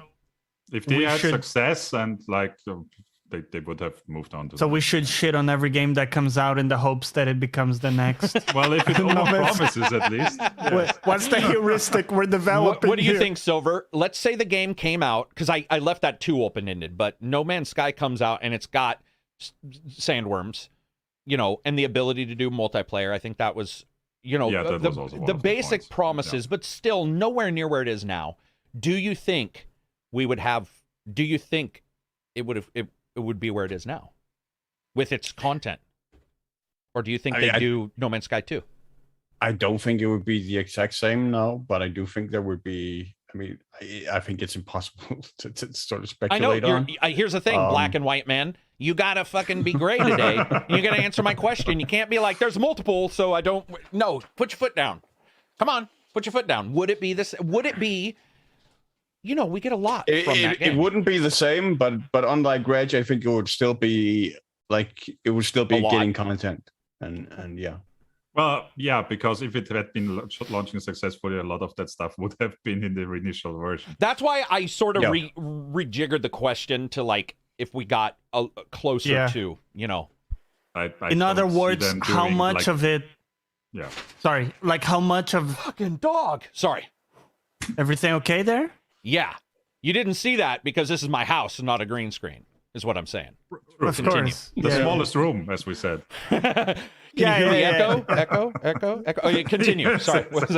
Continue. We'll wrap this up. Well, in other words, how much of all this content that we've gotten in the past 5 years from them is from an almost like feeling that they have to redeem themselves, right? Yeah. It's clearly a part of it. As Silver said, you know, it's impossible to guess. We don't know. I'm gonna say can't replay the tape. I'm gonna say I think that a lot of it would be packaged as purchasable expansions, is what I'm saying. That I can see, right? Yeah. DLC or yeah. And by the way, I want to make sure everybody's listening. I'm not actually saying that would be against No. the rules. Not really. Because there's a lot in that game. I mean, but after a while, and the when you keep content patches have been genuinely interesting. Insanity. Yeah. And they would have and every time you think they're done, there's still another one No, coming. that's I didn't even know about this one. Like, had no clue, and then they're just like, boom, houses, bitch. Sorry, go ahead. Now there's VR, and they would have had more like more clout, more political, more capital, as it were, to use, to more goodwill to use to actually charge for it. Yeah, that's exactly. Yeah. That's sort of what I was saying, and also just, you know, more money because you don't work for free. So, but again, like you guys said, or somebody reminded us, it is on Game Pass and it is doing well, obviously, and it is a good game now. So, anyway, we're gonna wrap this up. First of all, I'm gonna take 1 minute. I want to thank the patrons. Thanks these guys, of course. But these guys get something from it. They get to enjoy a delicious Friday with me, which, to be brutally honest, they should be paying a severe amount for. Which we've been enjoying for 6 years now. So. Exactly, 6 years. But I do want to say thank you to the patrons. I put the link in there. I'm going to shamelessly plug the patron. We've got an awesome Discord. Got a good group in there. As you can tell, we've got some long-termers. Plague Souls, he's been in there. Creative, he's been in there. It's a great place, and it does help out, especially as YouTube is, I don't know what YouTube's doing right now. So if you guys get a chance, throw a couple bucks in. I think, what do we do? Discord's $5. And it is true. There's a little bit of money you got to pay. But hopefully the reviews have saved you 60 on a shit game or found you a cool game. Even if you don't join Patreon, I'm hoping that somebody out there is like, man, I didn't know about Kingsbird or some other, you know, smaller title that you got a chance to play. And I hope you don't blame me for State of Decay 2's review, because I still like that game day one, even though it's much better now. But anyway, I would really appreciate it if you guys check it out. It does help the channel. Thanks to these guys. Johnny, what are you streaming? So tomorrow I'm streaming the second expansion of Final Fantasy XIV. I'm starting that. It's called Stormblood. This is the second expansion. And I'm still going strong in it. I got the MMO bug, and it's, you know, and dude, I'm diversifying, because now I was doing DPS and healer, and now I'm also doing tank. So now I got the trifecta and kind of learning the different roles. Another game you're getting a lot of money's worth out of. Yeah. Yeah, I think when you look at like the amount of money that game, most MMOs that are free to play and stuff like that, I definitely give money into. But that in particular, man, that game, a lot of people like that sucker. Like, it is crazy to see the turnaround on that title and how many people like it. Like, especially if you remember how it launched. That's what I was just gonna say, and we can say some of it's because of WoW. I'm sure some of it is the degeneration of that entire, you know, royal house. Like, that's another thing one of these days we should talk about, is like what happened there. I mean, because Dave, haven't they shed 50% of their subscribers, some huge amount of subscribers or something? Yeah, Yeah. they're back to, what was it, subscriber numbers from 5 years ago or something? They've undone a lot. Yeah. Benjamin says Rebel Galaxy and Fate Extel. Holy shit, that game's old. 2 games I would have never tried if it wasn't for you, Carrick. Well, thank you very much, everybody. Appreciate you being here, man. This was a blast. We're going to have some cool stuff next week. We're going to have some guests on. Thank Reg for showing up despite using an Apple II for his... Basically, it's an old dual core processor laptop. So, yeah. Are you kidding? No. A dual core can run Windows and... honestly, it's been so long since I have even heard of a dual core that I didn't know it could run. That's crazy. Dual core is what we're talking 12 years ago. No, it's... Well, not that long, but Not that long, really? Man, it feels like it was... oh, wow. What do you have in there for video card? Onboard. Right. Wow. It's the Intel integrated one. We're going old school. Try to play some games on that thing, man. Good. And it has Windows 11 installed. So Does it? Yes. How did you get past the... We'll talk about that again. We'll talk about that in the next one. I want to hear that. Anyway, thank you, everybody. You absolutely all rock. Appreciate it. Thanks to these guys. See you next week. Oh, no. Wait. I've got some reviews coming. You know what? You're on a review channel. You might want to check out some of the reviews. They're coming next week. Hopefully, I'll be doing a review of Path of... What is that? Path of Exile. Tales of Arise? Tales of Arise. Path of Exile. What the fuck? I've said that twice. I don't know. Tales of Arise. Anyway, Lucian must have gotten to you. Yeah, he did. He did. Peace out, everybody. Bye. Boom dazzle. Alrighty. Booyah.